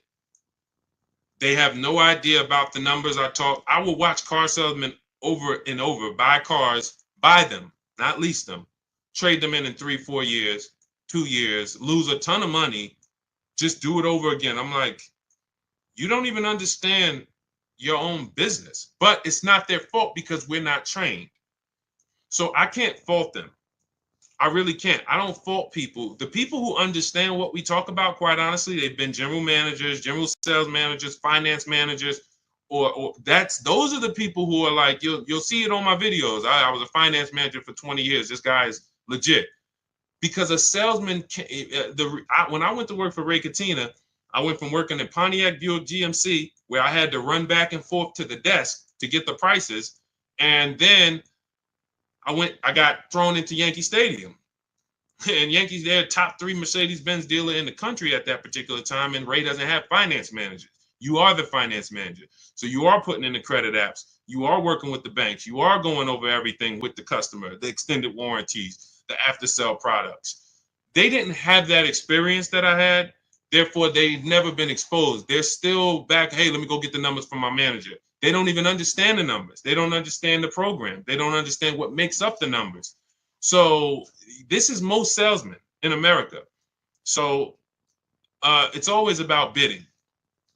I don't care if you have a family member, keep them honest, get other offers. It doesn't matter. Even for some of you who have special pricing. Oh, I get GM family deal. There's no guarantee a deal is going to give you the family deal price. You could go in and say, hey, I got a family deal. If you're dealing with what we call the 80%, okay, your price is this. It's a lot. And your price is this. We ain't gonna tell you about the $2,000 rebates we got. Your price is this. We're not gonna tell you that in the lease though, because you're leasing. We're marking up this interest rate. You can't see that. So the only way to reveal what the truth is to sit at home and make these people bid and submit offers to you so you can look at them while you're in control. You're in control. Nobody's pressuring you, sitting in your living room, sitting in your house, and you're reviewing offers in your emails. And now you're seeing, oh, wow, this person was lying to me. And sometimes they're not lying when they say that's our best offer. That's just that dealer's best offer. They're not going to go any lower than that.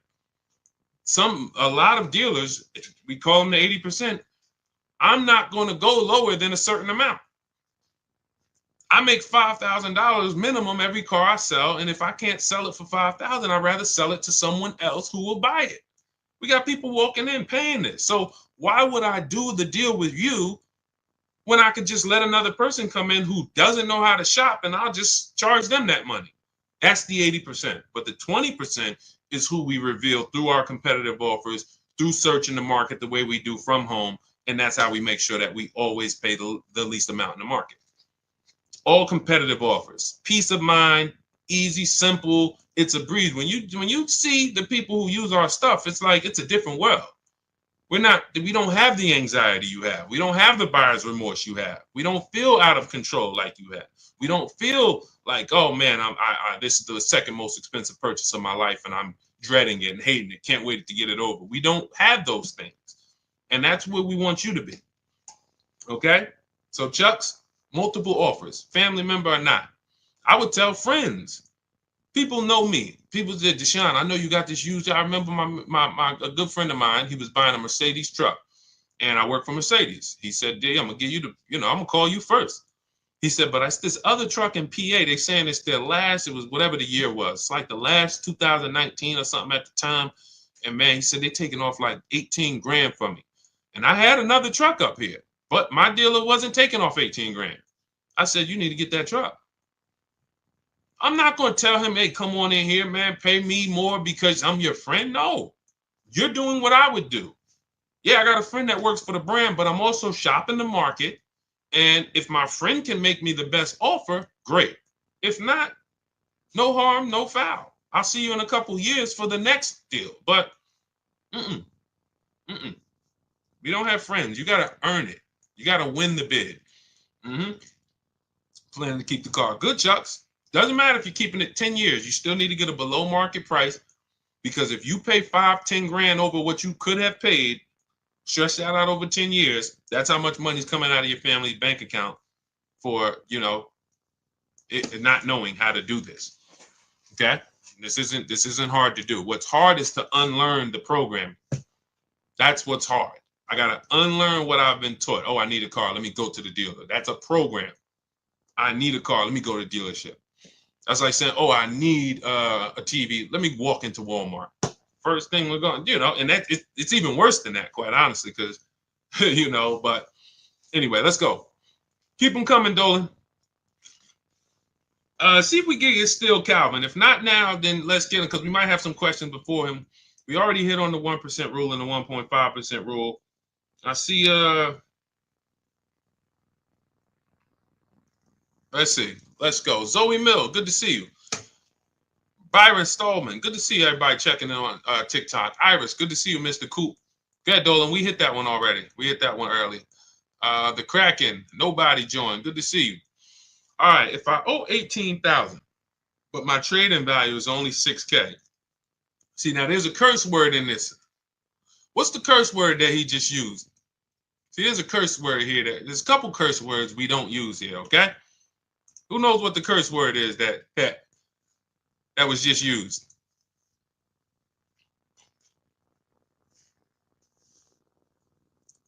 Nope, not but.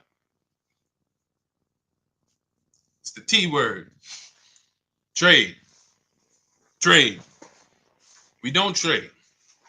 Now, if you have now let me explain why we don't trade. Okay? You don't get what anything is worth trading. If I haven't, let's just say I have a this phone.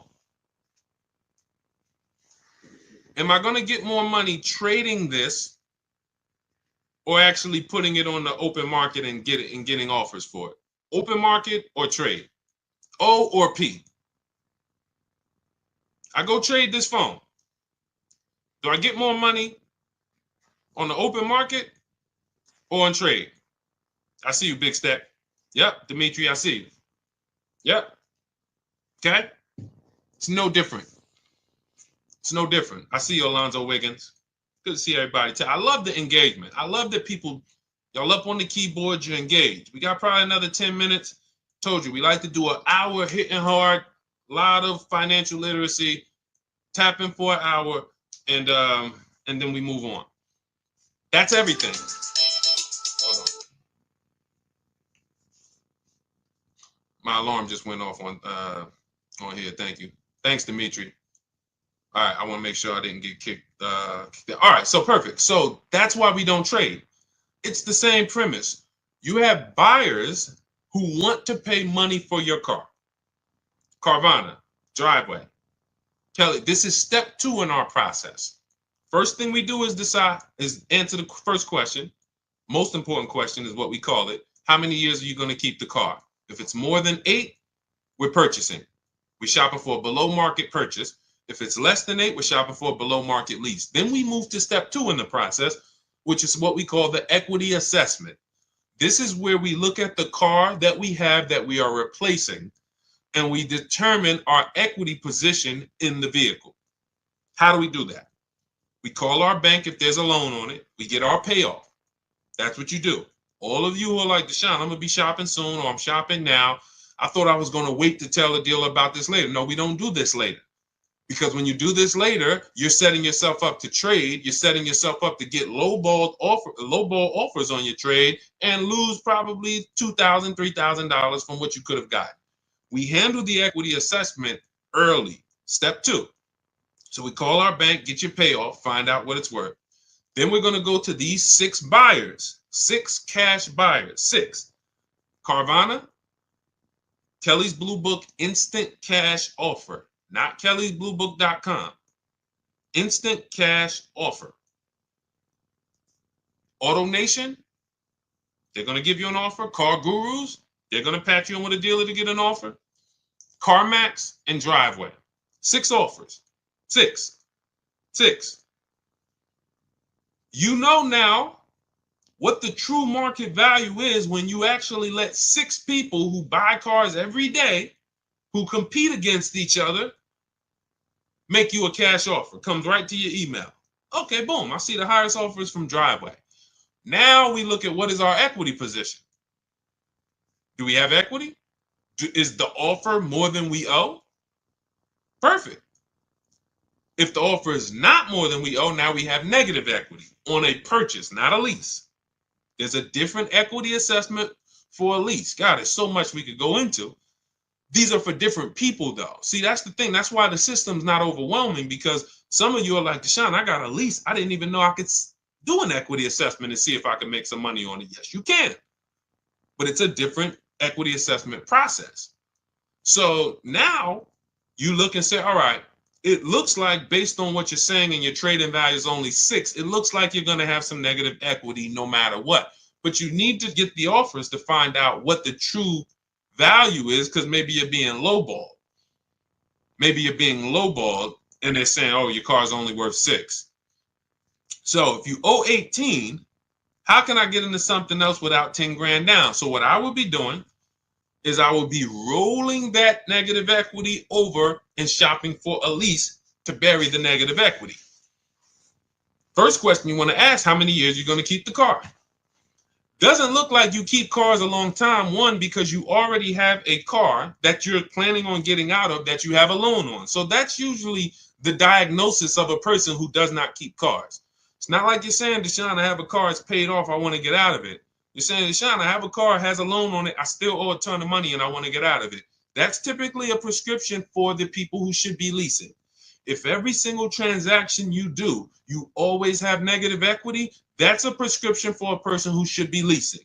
If I was, that's financial cancer, okay? Because every single time you buy and replace these cars, not only are you not driving the vehicles you could be driving for the money you're paying, if I looked at what your payment is and showed you some of the people throughout that listen to us, 585, $50,000 vehicle she's driving. My dad just got a Hyundai Palisade, new Palisade, $49,000 truck. He's paying $499 and he $475. He put $3,000 down, but with no money down, he was at like $575. Beautiful deal. Beautiful deal. $575, $50,000 vehicle, no money down.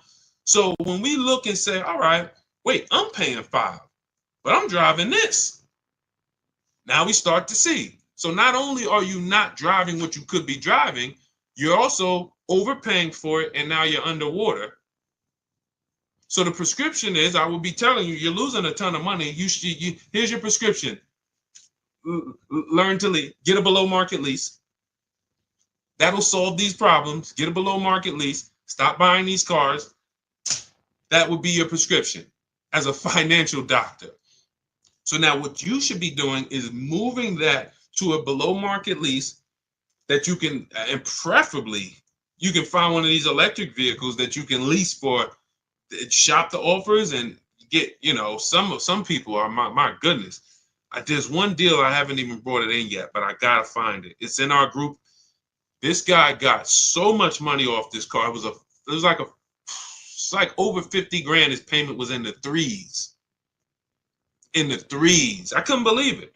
But you had all the money the dealer took off that won the bid. This is what he didn't just walk in. He stayed at home, got his bids, and the dealer that won the bid took off all this money plus the rebates. And it was like, whoa, $3-something a month for a $50-something thousand car? This is crazy. So that would be a perfect time to roll that negative equity over, throw it on top. Now your payment's going to be probably 5, 6, whatever, but you're driving something that is worth that money versus what you're driving now. So these electric, some of you who are buried in these vehicles you're in, you do this equity assessment, you're going to find out. West 156, welcome. I see you. Welcome to the community. New follow. I see you. And shout out to the people who liking. I'm not missing y'all. I'm going to take some time at the end and shout out to people who've been liking the broadcast. I see y'all. I see you, Anthony Padilla. I see you, Kyle Woods, Melissa. I see you.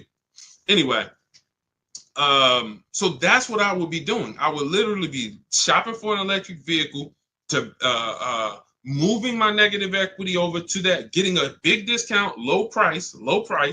Once I find my best offer, I'm moving that negative equity over, and then I'm going to drive that for 3 years, and that's going to be it. And God forbid the vehicle gets totaled, you're okay, it's over. God forbid. So that's the risk. That, oh, wow, I'm driving this car. God forbid I have an accident. If it's totaled, I'm out of it. Because leases, when we shop for leases, we always have gap insurance. Most leases include gap insurance, but we have a template that when we get our offers, we always tell them include gap insurance. So anyway, that's the plan that I will be rolling out. That's a great plan for all of you who are buried 10, 15, 20 grand in your vehicles. That's a great plan. Woo! Okay, now everything that I'm teaching is out of my digital book. There's nothing we've talked about in this broadcast that is not in Cars from Home, 7 Steps to Saving Time, Money, and Avoiding Dealerships. So you can get the entire blueprint. That's below market leases, purchases, negative equity, bad credits in there, high mileage driving strategies in there.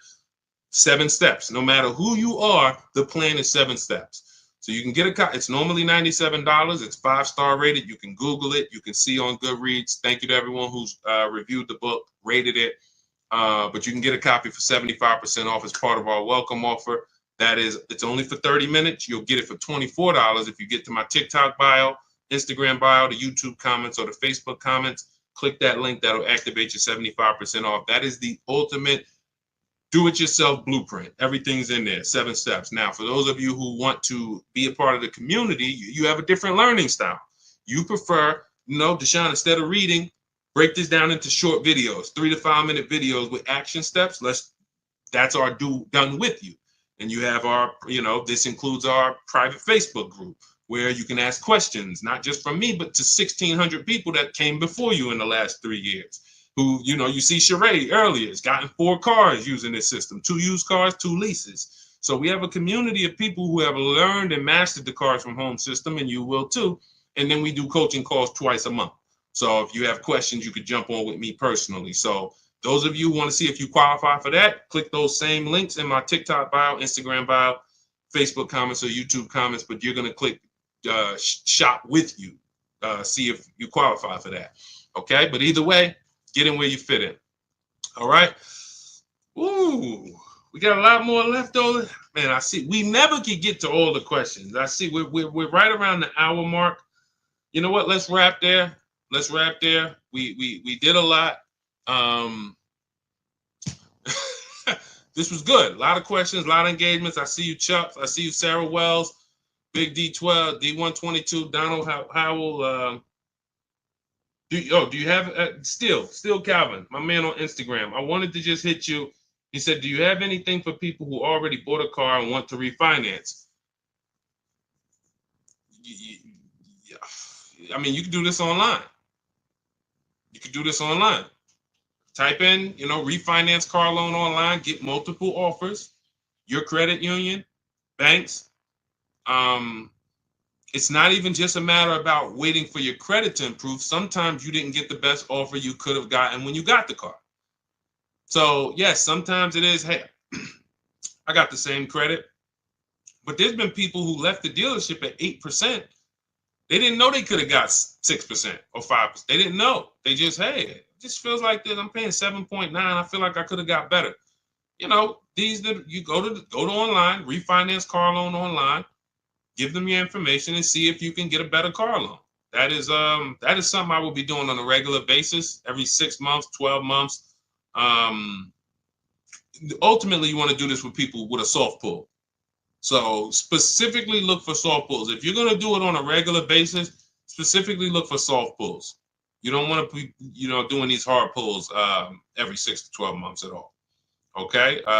And listen, we do plan on inventing that, because there should be a way to actually just easily have multiple offers submitted to you for banks. But it's, unfortunately, these systems don't exist. We do these things manual. In my book and in our course, we have something called the bank bidding war, where after we find our best deal on a car, we now are going to shop all our banks and credit unions to see the best offer. And then we're going to let the dealership see if they can beat it. So as long as you let multiple people access your credit in a small period, a small window, 14 to 45 days is what they say. If you type in rate shopping, car loan rate shopping, you'll see that Experian wrote a blog post about this, the rate shopping window, where they allow you to have multiple people run your credit with a hard pull. And at the end of that period, it will have the same weight on your score as one hard pull. So if one hard pull would have dropped your score 10 points, 20 hard pulls will drop it the same 10 points if you're shopping correctly. That doesn't mean we're going into dealers letting, hey, run my credit, then go to another dealer, run my credit. This is you manually letting banks see and make you an offer. That is the due diligent. That's the diligent thing to do. But yeah, that's, just shop and see. In your case, shop and see, soft pull, refinance quotes, and see what you come up with. Okay. Thank you, Chucks. Appreciate you. Thanks to everybody who tapped in. Hollywood Smiley, Liam. All great questions today. We will be back. For everybody who got the book, enjoy it, use it. Make sure you write me with your success story. As you can see, I always like to get these emails, with your, and I didn't get a chance to. On the next stream, I'll read some of the emails we've gotten. They take a little longer. This one from Chris. A lot of you have sent me emails. Don't think I haven't got them. Jessica, I gotta, we try to flow and get in, once we get into a flow, we don't always get a chance to read all the stuff. So anyway, Dimitri, I'm glad you just got your book. Enjoy it, use it, and keep unlearning. Forget every single thing you've learned about the car buying process. Trust our process. That's what I say. When you get started with us, you come into Cars from Home, it's oil and water. The systems don't mix. So you leave everything at the door. I've accounted for every part of the car shopping process, even when you're going through the steps and you're like, wait, he hasn't talked about this yet. That's because it's by design. Oh, he talks about this at day 5. When you get to step 5, you'll be like, oh, okay, this is where it's hit. I'm used to planning that here. See, there's a reason. There's a specific order everything is in order for a reason. So trust our process, leave all the things you learned and the car dealers programmed you to do at the door, and your success is guaranteed. All right. God bless you. I'll see you soon.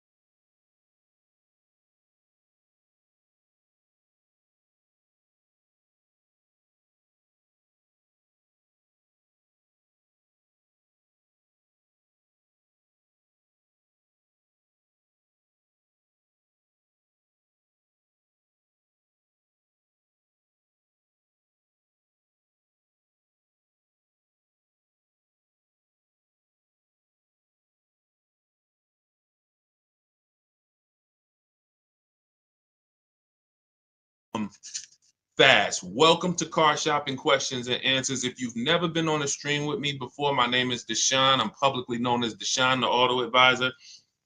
Everyone, if you are new here, type a number 1. What's up, Mr. Randy? What's up, Andrew? What's up, Dana? Anyone who is brand new here, you've never been on a car shopping stream with us before, you might be familiar with what we do. Type a 1 in the chat. I want to give you guys a welcome. All the new people. What's up, D? What's up, D? Miss BNN. What's going on, RCH? What's going on, Sweet Rescuer? Let me jump on Instagram. We are live on Instagram, YouTube, TikTok, and Facebook. Let me jump over to Instagram so I can make sure that I am seeing my people over here. What's up, Miss BNN? Welcome, new people. MDC, I see you. GTO. Is that the GTO Pontiac? Are you a car guy? Let me know. What you got GTO in your name? Everybody who is new, type of number 1. Jingle, welcome. Daniel, welcome. Scott Biggs, welcome. Anthony Byron, welcome. Welcome. Let's go. I like to know the new people. Now, if you've been here before, I want you to type welcome. Type welcome if you've been here before. If you're familiar with what we do here is we are the place to make sure you get the best deal on cars, new cars, used cars, leases, does not matter. That is what we do here. Welcome. So when you guys see the welcome from the people, that's the regulars. These are the people who tap in. What's up? Good to see you, Epic. Good to see you, Kenneth Newby. Good to see you, Mr. GG. When you see the welcome, this is our community welcoming you here. What we do here is very unique. If you tap in, we'll be on for about an hour. You can get your questions answered about car shopping. I spent 14 years in the car business, working for Mercedes-Benz, General Motors. I ran a brokerage for 4 years. And now what I do is educate you guys, give you the tools, the strategies, the step-by-steps to make sure you are never overpaying for cars. You need to be getting the best deal in the market, and that is going to be $5,000, $10,000, $15,000 less than the average people are paying, depending on what car you're getting. So Start typing your questions. And as you get the questions, I have Dolan, our man, moderating in the background. He's going to be bringing your questions onto the chat. Doesn't matter whether you're on Facebook, whether you're on YouTube, Instagram, or TikTok. Type your questions and we'll bring them all onto the show. Okay. We have 2 things that we give you for the step-by-steps. Depends on if you're a do-it-yourself person. Everything we'll be talking about and everything you'll need to pay less than everyone else for cars is inside my new digital book. It's called Cars from Home, 7 Steps to Saving Time, Money, and Avoiding Dealerships. Now, that book's normally $97. It's a digital book, but as part of our welcome offer, you can get your copy for 75% off. It'll be $24, but it's only for 30 minutes. That's our welcome offer. You go to our TikTok bio, our Instagram bio, the YouTube comments, or the Facebook comments, click that link. That's for you do-it-yourself people. You say, Deshaun, give me the plan, give me everything, and I'm going to follow it to the T. Go grab your copy and come on back. For those of you who are more of a do-it-with-you, Deshaun, I want to work with you together, then you can click the link, those same links, and you can click done with you, see if you qualify for us to shop together. And then, you'll I don't care how you get it. Even if you ask your questions, let's get to it. And then, if you can piece it together and I can give you the answer you need right now, then you don't need the book and you don't need the coaching program and you don't need nothing. So I just want to make sure you have the tools you need to go out here in this market and win and pay less than everyone else is paying. All right, Dolan, let's get to the first question. I'm going to try to get through as many of these as possible. We're going to be fast but thorough. All right, 70 GTO, the Judge Ram, own it for 40. Okay, that's a classic. When I saw GTO in your name, I said people don't put GTO in their name unless they're a car person. Like, that's the Pontiac GTO for those of you who don't know. When I work for Pontiac, that's where I started my career. So I remember the last body style of the GTO, and when we lost Pontiac during the Great Recession, it was a sad day. And then they just came out with the Pontiac G8. That was doing pretty good. So shout out to you. That's a very nice car. Go ahead, Dolan. Let's go. Everybody ask your questions. We're going to go. I'm going to do rapid fire Q&A today. Let's go. It's 2025. It's money on the table. Let's get to it. Why is it so hard to get a dealership to give you a cash discount? You're talking to the wrong dealerships. You got to understand something. 8 out of 10 dealerships are going to lie to you. If you accept that, that'll give you what you need to move accordingly. If you are shopping for a Nissan, for example, 10 Nissan dealers in your area, let's say within 45 miles of you or 45 minutes of you, 8 of them on average are going to lie. They're going to make it difficult. They're going to try to tell you can't buy online. That's what they're there to do. But if you get 5 offers, which is what we always recommend, you will find the honest dealers. You will find the dealers who want to beat their competition, and that is what it takes. That's why we do this from home. Now, you can call around if you want to call, ask for sales managers, and try to get those offers manually. Do it. We have an entire system. When we do it, it's email. New cars and used cars, all we do is email back and forth. We talk to multiple dealers, and then we get to the honest dealers. But you must understand, never make a decision on a car based on what one dealer tells you. That's what people tend to do. Oh, I went in Nissan, they're expensive. No, Nissan of Bay Ridge is expensive. Nissan of Fort Lee is expensive. But when you get out there and you start to see the entire market, which is why we do this from home. That's why our entire system is called Cars from Home. You start to understand, oh, it's not that all Nissan dealers are lying to me. It's just these guys are lying. And that's what you need to empower yourself and to guarantee that you've paid less than everyone else. Okay? Go ahead. You're working with the wrong dealerships. Numbers. This is a numbers game. Go ahead, Dolan. Next question. Should I get maintenance included in my lease deal or pay as you go? This is a great question. This depends. He asks, should I get maintenance in my lease deal or pay as I go? This depends on the cost. Is there a savings? For example, when I worked for Mercedes, we had maintenance on a Mercedes was literally over a course of a 3-year lease. If you did it with the dealership, it could cost you $1,100 to $1,300. Now, the prepaid maintenance program was an $800 offer at the time. And so there was a savings there of, call it 20, 25, 30%. Now, for those of you who are leasing, this is very important to realize that when you put the maintenance program into the lease, it would residualize. That just means that you're not paying for the whole thing. So you added the maintenance program to your, it might have only cost you $15 or $18 more per month.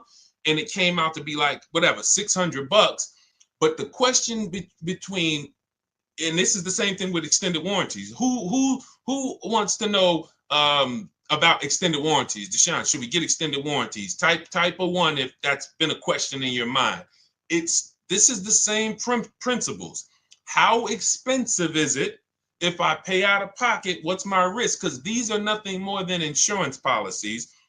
All right, so we got to realize I need to make the money back that I spent on the plan. If it's going to cost me the same amount, then there's no point in me not paying out of pocket. If I'm going to pay $1,500, then I'd rather pay it out of pocket. It needs to be a savings.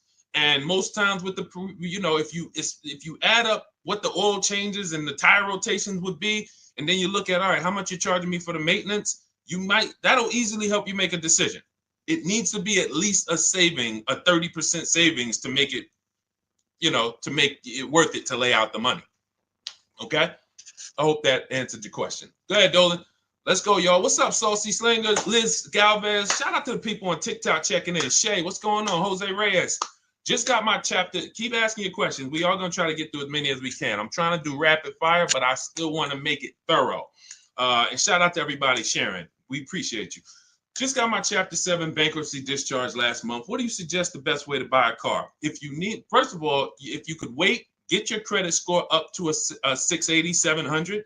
I've seen people do this out of a bankruptcy very quickly, very quickly. If you are purposeful, I always tell you guys, follow Shonda Martin, Road to 750 Plus. Some of you probably follow Shonda. She's a great resource in terms of credit. She's just like me, but all she does is credit. She'll do Q&As. She's been in the industry. She knows the ins and outs. She knows the stuff we don't know.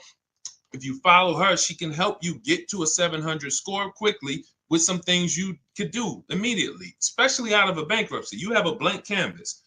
But I would wait, if you can, until you are in that 680, 700 category, because that's going to help you qualify for a lot better programs and move in a lot better way. Now, if you can't, then I would tell you to get an inexpensive car, point A to point B. Don't make a long-term decision and your credit's going to be great next year. It'd be a shame to make a long-term decision right now and you're going to pay high interest. You go out and you get a $20,000 car, 20% interest rate, 5-6 year loan, and a year from now, your credit's going to be better, and then you would have been able to lay out a whole different deal. So I would tell you, get an inexpensive car, point A to point B, get your credit up, and then make a power move. So are you willing to you got to be willing to sacrifice so that you can make a power move later. People are not going to understand. Oh, man, you're driving that old car. Yeah, God, you could afford, why don't you treat yourself? You could afford a better car than that. They don't realize I'm operating with a plan. And then when you pull up, because some of the rule we teach is you shouldn't be buying cars if you're not keeping them 8 years. I'm going to show you some people in these lease deals. And first of all, the discounts we're still getting are incredible. But some of these lease deals are just getting, and like, we're driving cars for cents on the dollar. So if you're not keeping your cars 8 years, you should be leasing. You might not qualify for a lease right now.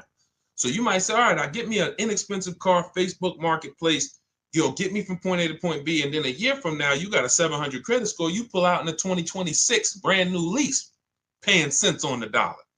So it depends on you. I don't give people the exact strategies because I give you the options. I give you, based on your goals, these are your options. You pick the best one. Okay, if you want to ask a follow-up question, go ahead. All right, great question. Let's go. Keep it going. Let's go. Hold on. Let me see here. I want to be able to see. Hold on 1 second, Dola. I just want to be able to see everybody on Facebook, Instagram. It's 20. I can't see you guys on Facebook, but on Instagram, but I want to be able to see you guys on Facebook. Hold on. My truck got repo. How can I get it off my credit? That's a question for Shonda. I don't do credit, y'all. I'm gonna tell you why. Credit is its own expertise.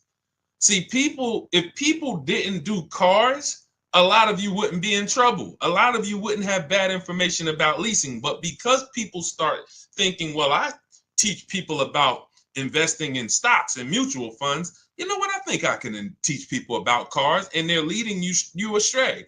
They're giving you horrible advice because they don't actually understand the multiple ways to acquire a car. That's why I stay in my lane. I wish they would stay in their lane. Shonda teaches credit. Road to 750 plus. That's a question. Getting something off your credit, that's a question for a credit specialist. Okay?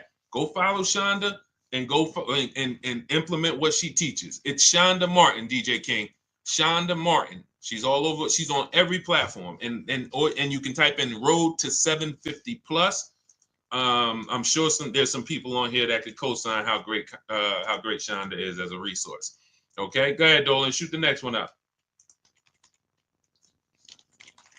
Okay, what is your opinion is the best large SUV in 2018 and up range to buy? There's a lot of them. We're not giving ourselves enough time to shop and consider what we want. If I was looking for a pre-owned car, I'm going to look at a car, find something on the road that I like. I'm going to look at competitors, and then I'm going to just do our, our system is a 7-step shopping system, 7 steps. First step is the most important question. How many years are you keeping the car? That's going to help you determine should I buy or lease it. Second step is equity assessment. So we don't trade cars here. That's a curse word.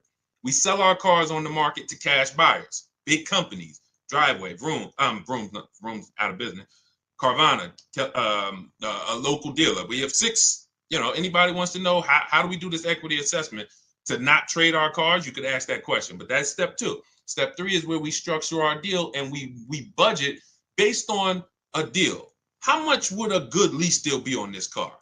How much can I actually spend on this next vehicle, including my taxes and fees, so I don't get surprised when I budgeted $500 a month or when I budgeted $30,000, but I forgot, the taxes and the fees and all of that. So we do this. We have a very simple calculator in my book and in our course where we give you this stuff. These are tools we created.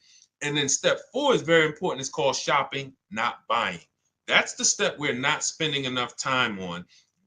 Looking at the market. There's 40 some odd manufacturers out here. They're making better technology, or they're trying to make better cars, better technology, nicer looking vehicles. We deserve to look at them. You're about to spend 5 figures, most of you, on a vehicle. You should be looking at the market, seeing what everyone's trying to sell me. And so I would pick a vehicle and then come up with some competitors. But in step 4, what we do is, it's very important. This is where you will get in trouble if you don't do this. It takes 5 minutes. You're going to every vehicle you're looking at, go to Google, and you are going to type in the year, make, and model, longevity. What that's going to do is show you what the data says about this vehicle in the long run. Is it known for having transmission problems? Who's got a vehicle and then not even a year later transmission went out? Can we be honest? Can we type me if we're being honest? Who's got a vehicle and transmission went out in a year, or engine went out in a year, or the head gasket blew within a year? Okay? Listen. Nobody on here, I'm sure. So when we what we want to do is look at the data, because the data will tell us this vehicle is known for transmission problems at 80, 90,000 miles. And then if you're looking at a used one and it has 75,000 miles, you could pretty much assume, all right, there's a chance that we're going to have some transmission issues with this vehicle. We need to look at the data. That's going to, thank you, OW. They see, I appreciate it. It's always one. He said, listen, I'm going to be honest. Nobody else is going to say, I had a problem, Deshaun. I bought a car and the transmission went out on me. This is what we can avoid in most cases, because what we're doing is we're checking the DNA of the vehicle. Some of you, it's not a problem of you getting vehicles that it's 2 ways we make sure we avoid these problems. First is we're going to check the DNA. That means we're going to do that longevity search in Google. We're going to see, is this vehicle just made poorly? The transmission's made poorly. It's going to go out. We need to make sure the second way we avoid it is to do our quality checks. This is very important. Those of you who are buying a used car, type the letter U. If your next car will be a used car, type the letter U. This is very important what I'm about to tell you. And some of you may have a notepad and you're remembering this. Thank you, Keith Miller. Thank you for sharing. Appreciate you. DJ King. Okay. This is very important. 3 things we're going to check to make sure we're getting a quality used car. The first is going to be the title.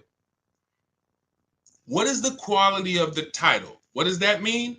I need the Carfax. I need to see, was this vehicle a rental? Is it a salvage title? Was this vehicle rebuilt? Does this vehicle have frame damage? These are the quality of the title. Thanks, Mr. Randy. Shout out to the sharers. Appreciate y'all. This is what we're checking first. This is our first line of defense, the title.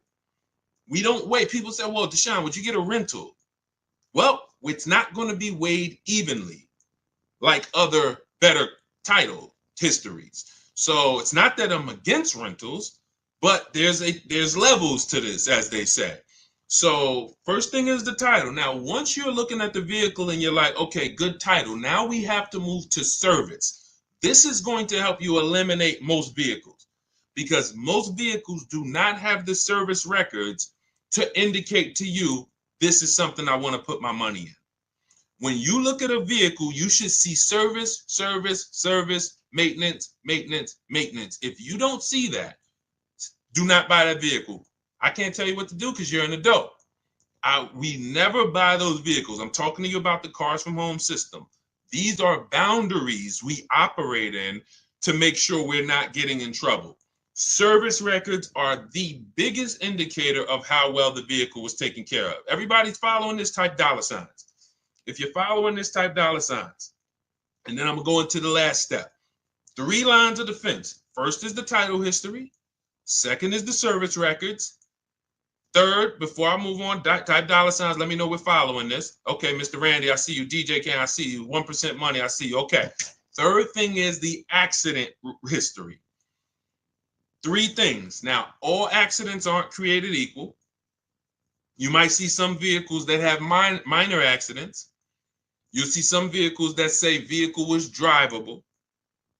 When you see vehicle was drivable, that means that it, could have been a fender bender in a shopping parking lot. Police was called. Good to see you, Daricus, my man. Good to see you always. When you see that, that could have been, that means that there was a collision, but the vehicle drove away from the scene. So that might be a deal breaker for some of you. That could be a deal breaker for me. It depends. But we need to weigh it evenly. That's different than vehicle towed. When you see vehicle towed, that means not only was there an accident, that vehicle was towed away after the accident. Airbags deployed, that's usually going to lead to a total loss, but these are things that you want to look at. So quality of the title first, service record second, accident history third. That's how we are avoiding problem vehicles. And you do that in combination with the Google search that I told you to do, where we're typing in the year, make, and model of every vehicle. If I'm looking at a 2017 Kia Optima, I'm typing in 2017 Kia Optima longevity. And here's the second search, 2017 Kia Optima reliability. Because reliability is going to tell us what the data says the first 3 years. What are owners saying about the vehicle the first 3 years? And you just skim those pages, skim those articles, look for any red flags, look for any, hey, this vehicle is rated lower than average reliability. This vehicle is rated, to have electric problems. These are the things that help us avoid what I used to see all when I was at Mercedes. We had a Range Rover dealer we had a Range Rover dealer next door. And people was, getting these brand new Range Rovers, and every 90 days, 4 months, they were in the shop. Every 90 days. And if they just did these simple things, these things take 5-10 minutes to do, they would have known, okay, I'm not getting this Range Rover. The data does. But you know who they were asking? Their neighbors. Hey, how you like that Range Rover, Mark? Oh, man, I love it. You should go get one. That's what they're asking. We cannot ask our neighbors. We ask the data. All right, great question. Keith Miller, let's go. Go ahead to the next one, Dolan. JR4L, let's go. It's 2025. By the way, all of you who are like, Deshaun, this is a lot of information so far. Listen, I'm not going to remember this. Everything that I'm teaching on this stream is out of my new digital book. It's called Cars from Home, 7 Steps to Saving Time, Money, and Avoiding Dealerships. You can Google it.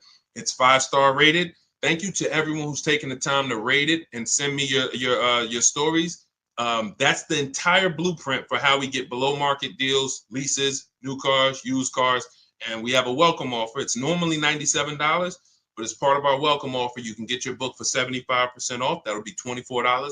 Head to my TikTok bio, our Instagram bio, the YouTube comments, or the Facebook comments, but it's only for 30 minutes. Once it's 30 minutes expires, it's the normal price, and it's worth every penny. That book will save you more. Listen, let me just show you, give you an idea of the deals. When you look at a person who say they're getting deals, look, this is Jen. Now, some of you remember Jen because I've talked about Jen before, but the difference is this is her second deal. So once you learn this system of how to shop from home and be empowered, it just gets easier and easier and easier. So this is Jen's second deal. Look, she said, I graduated again. This time she got a used vehicle, 2021 Kia Forte. Original MSRP was $24,485. She got it for $17 out the door. So she probably ended up paying like $15 for it because $17 was out the door with taxes and everything. She's grateful for this program. Helped me navigate another deal. Start to finish on this deal was 3 days. Thank you, Jen. This is the empowerment I want for you. The confidence. I don't care if you're a woman, you're a single mom, you're an introvert, you're a grandmother. If you can use a computer, you can do the Cars from Home system, and you can come out of this programming that they have everybody doing with oh, I need a car. Let me just go right into the dealership, into the den of lions, and try to negotiate a deal. That's just not. You're not going to get a below market deal that way, and you're not going to have an empowered process. What do I mean by that? A guarantee that you got the best deal in the market. So that's what Cars from Home will teach you. For those of you who are like, Deshaun, I'm more of a do it with you. The way we could do this together. That's our Cars from Home Done With You program. You can click the link in our bios and in the comments, see if you qualify for that. If you do, then I love to shop with you. We can do this together. We have, when you see people who are posting these pictures and everything, they're in our groups. And, we do coaching calls twice a month. But again, get in where you fit in. Let's keep the questions going. Go ahead, Dolan, shoot that next one up. All right, let me take a sip of water. Let's go. Chemo Thomas, good to see you. Jeremiah, shout out to people checking in on TikTok. We are live on Facebook, Instagram, YouTube, and TikTok. So, but I can see people on TikTok. I got to get away. Dolan, we got to figure this out. I need to be able to see the people on Facebook and Instagram. I want to be shouting them out too. We use another device on TikTok. That's why I can see everybody. Clinton Harmon. I can see Armando. I can see Chemo. I can see Bo. Don't think I wouldn't be shouting y'all out too. Now, if you ask a question, then of course Dolan will bring you up and you get your questions answered. What do you think about an aftermarket warranty at CarMax versus the manufacturer? So an aftermarket warranty. The person asked, what do we think about aftermarket warranties on CarMax versus the manufacturer? So CarMax, when you hear any dealer say we have a warranty, it is limited. Be it CarMax, AutoNation, what that is giving you is if you deal with us, we can support the warranty. As long as there is a dealership that we own or a location we own nearby, you're good. It's not like you have a Honda, your warranty is good anywhere in the USA. You could be in California, Oklahoma, Florida. Find the Honda dealer, you're covered because Honda USA is covering it. So we got to weigh those two things differently. If we're buying locally or we're buying from somewhere where we know there's some of these places, let's say CarMax says, okay, we'll give you the CarMax warranty for $1,500 and that'll cover such and such. First things first, here's the biggest thing. Write this down. Find out what's covered. That's the big thing. You know what the next big thing is? What's not covered. Because who's had an example? And listen, we're an honest community here. The people who look, it might sound like Dag, man, it seemed like when I get on this stream, Deshaun, I'm like, I'm doing everything wrong. Yes, that's true. Because you haven't been on the inside. I've been a car dealer, car salesman. I've had my own brokerage. I've been in the industry since 2006. So the way I'm talking is to make you an insider. It's corporate greed, and I'm giving you the things you need so that you can see the smoke and mirrors now. So it's going to sound like, oh man, I'm doing everything wrong. But the empowerment is now we know what not to do. Now we know what not to do. So who's had an example of buying a warranty and then going to use the warranty and finding out that what they wanted to use it for was not covered? Type ouch. Type of ouch. You know what the pastors say, if you can't say amen, say ouch. This is why when we get these warranties, we have to ask clearly what is covered. I see you. It's no username, it's just a bunch of numbers, but I see you. Thanks for being honest. We want to ask what's covered, what's not covered. So if CarMax is offering you a warranty, we need to know what's covered, what's not covered. Now, if your vehicle is still under manufacturer's warranty, which means every new vehicle that comes and is sold in this country comes with a manufacturer's warranty. While that vehicle is actually under manufacturer's warranty, it is less expensive to extend it because it's already covered. Once the manufacturer warranty runs out, it now gets more expensive. So if that vehicle still has a manufacturer's warranty, you could call a local dealership and find out how much would it cost to add the warranty. And then you could compare that to the CarMax price, and you can compare that to what's covered. But I would be very leery to get a warranty unless you know for a fact that you're going to use it, which means, pay attention, it's very important.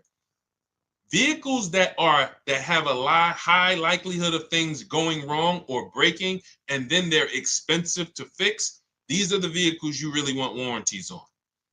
You don't, listen, Hondas, Toyotas historically have been inexpensive to fix, but even now they're getting more computerized.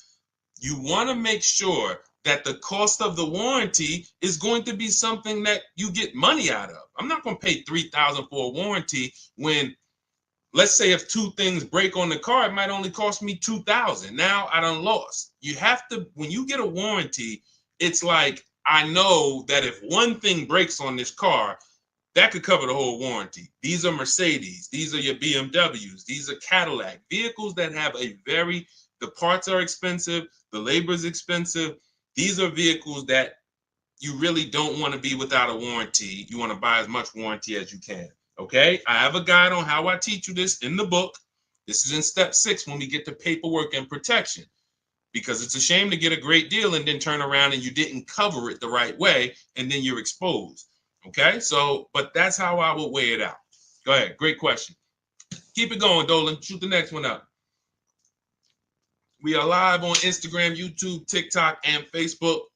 Type your questions. We'll get to as many as we can. Can a person still lease a new car after a bankruptcy, or will I be stuck with pre-owned? Listen, I would tell you what I like to see, and what most banks like to see is high sixes, 680, 670. I like to see people get at least there, because that gets you out of the manipulation zone, I call it. The manipulation zone is, oh, we got you approved, but you're not tier 1. You're tier 3, you're tier 6, and then they can manipulate that payment. And we have ways to protect against that. That's why we always have multiple offers. So I'll give you an example. I got an Infiniti. I leased an Infiniti truck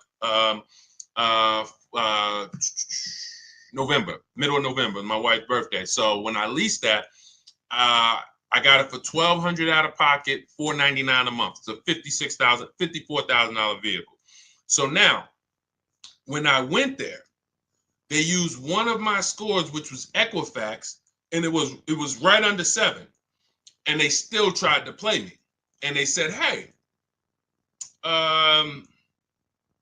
we didn't get you approved tier 1. I said, okay, first of all, this is something we always do online. Sometimes I break my own rules and I pay the price. again, the rules that we create are no respect of persons. They don't care that it's Deshaun. I would normally never leave my house until I make sure, hey, approval's good.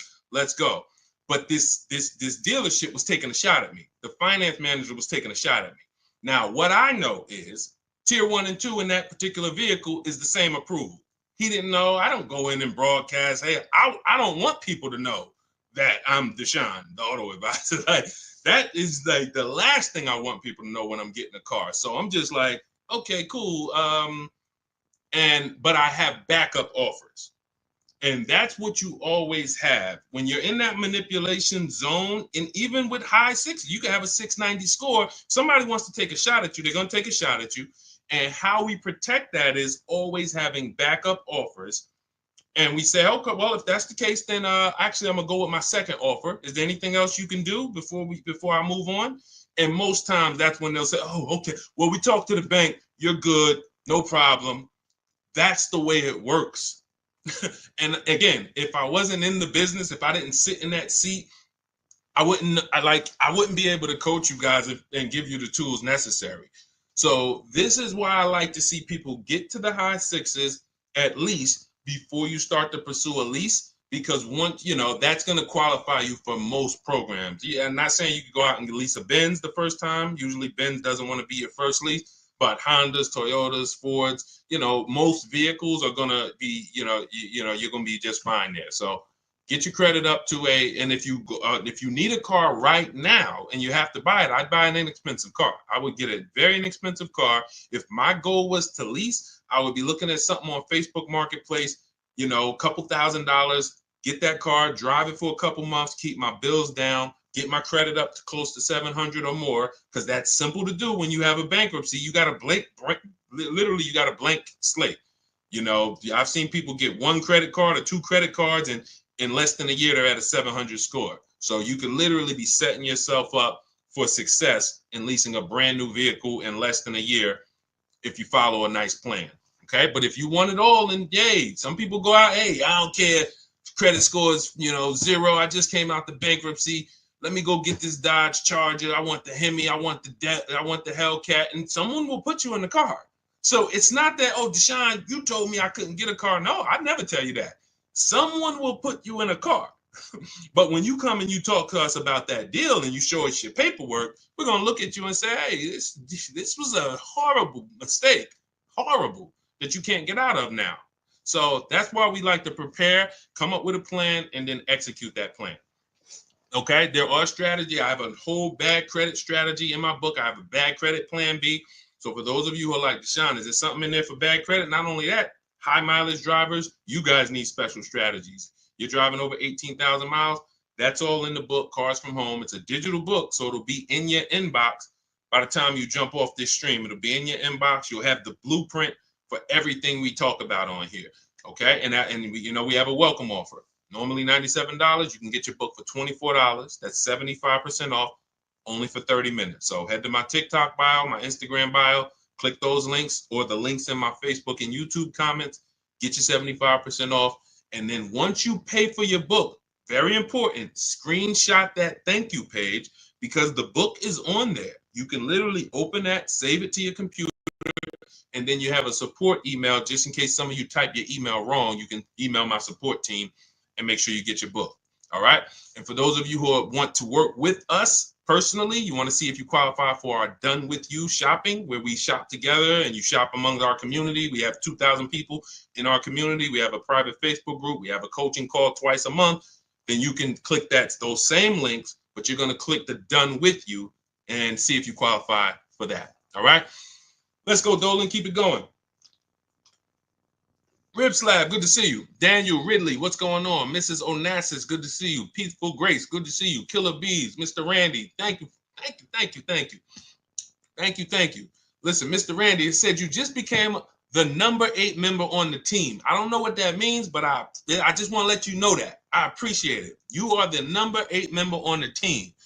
And you got a number 1 gift badge. So, I mean, I appreciate it. I've extended my Mercedes warranty with Mercedes for years, 4 and 5. Will this be like the 3-year warranty? Hold on, let me read this again. I've extended my Mercedes warranty with Mercedes for years 4 and 5. Will this be like the 3-year warranty? I'm sorry, I don't understand the question. Could you rephrase it? Go ahead, Dolan, shoot another one up. All right, can you name good non-expensive cars to get? There's just too many. Come up with a budget, and then, there's just too many cars for me to start naming inexpensive. You got to realize something. Let's all right, here's what I give you. Let's look at what you pay for in a car. This is what's very important, all right? These are the 5 areas you pay for in a car. The more you stack these things, the more expensive your car is going to be. First thing is size. Size. The bigger the car, the more money it is. Shout out to everybody tapping the screen. If you're enjoying this, all you can do to support us is free. Just double tap the screen. That brings more people over here. Appreciate you. Listen, first thing is size. Never get a vehicle that is smaller than you need. This is very important. Not you want. I remember when I was at Mercedes, this story sticks out. Girl comes in, she had kids, and she needed a big truck, 3 rows. And then we ran the numbers on the big 3-row Mercedes, and she couldn't afford it. And then she said, well, what about the 2-row? And I said, wait, don't you need the 3-row with the kids? You said you needed all the room. She's like, yeah, I do. So if we would have gotten her in a 2-row vehicle, which some other people would, they would have never asked her, reminded her about her needs, and now she's driving around in a 2-row Mercedes vehicle that is too small, and she's going to eventually get out of it and lose a ton of money. So size, you don't compromise on. Next is amenities. These are your leather versus cloth. This is your sunroof. This is your navigation. This is your special features, your autonomous driving, amenities, big sunroofs. The more amenities, the more expensive. So see if it's a matter of keeping the price down, this is what you want to pay attention to. Let me get the smallest vehicle that covers my needs.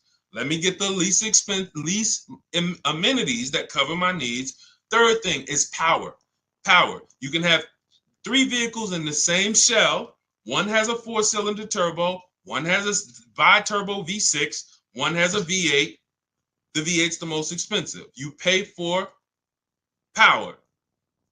Fourth thing you pay for is class. You can have vehicles that same size, same amenities, same power, but to go from Chevy to Acura, different class. To go from Acura to Mercedes, different class.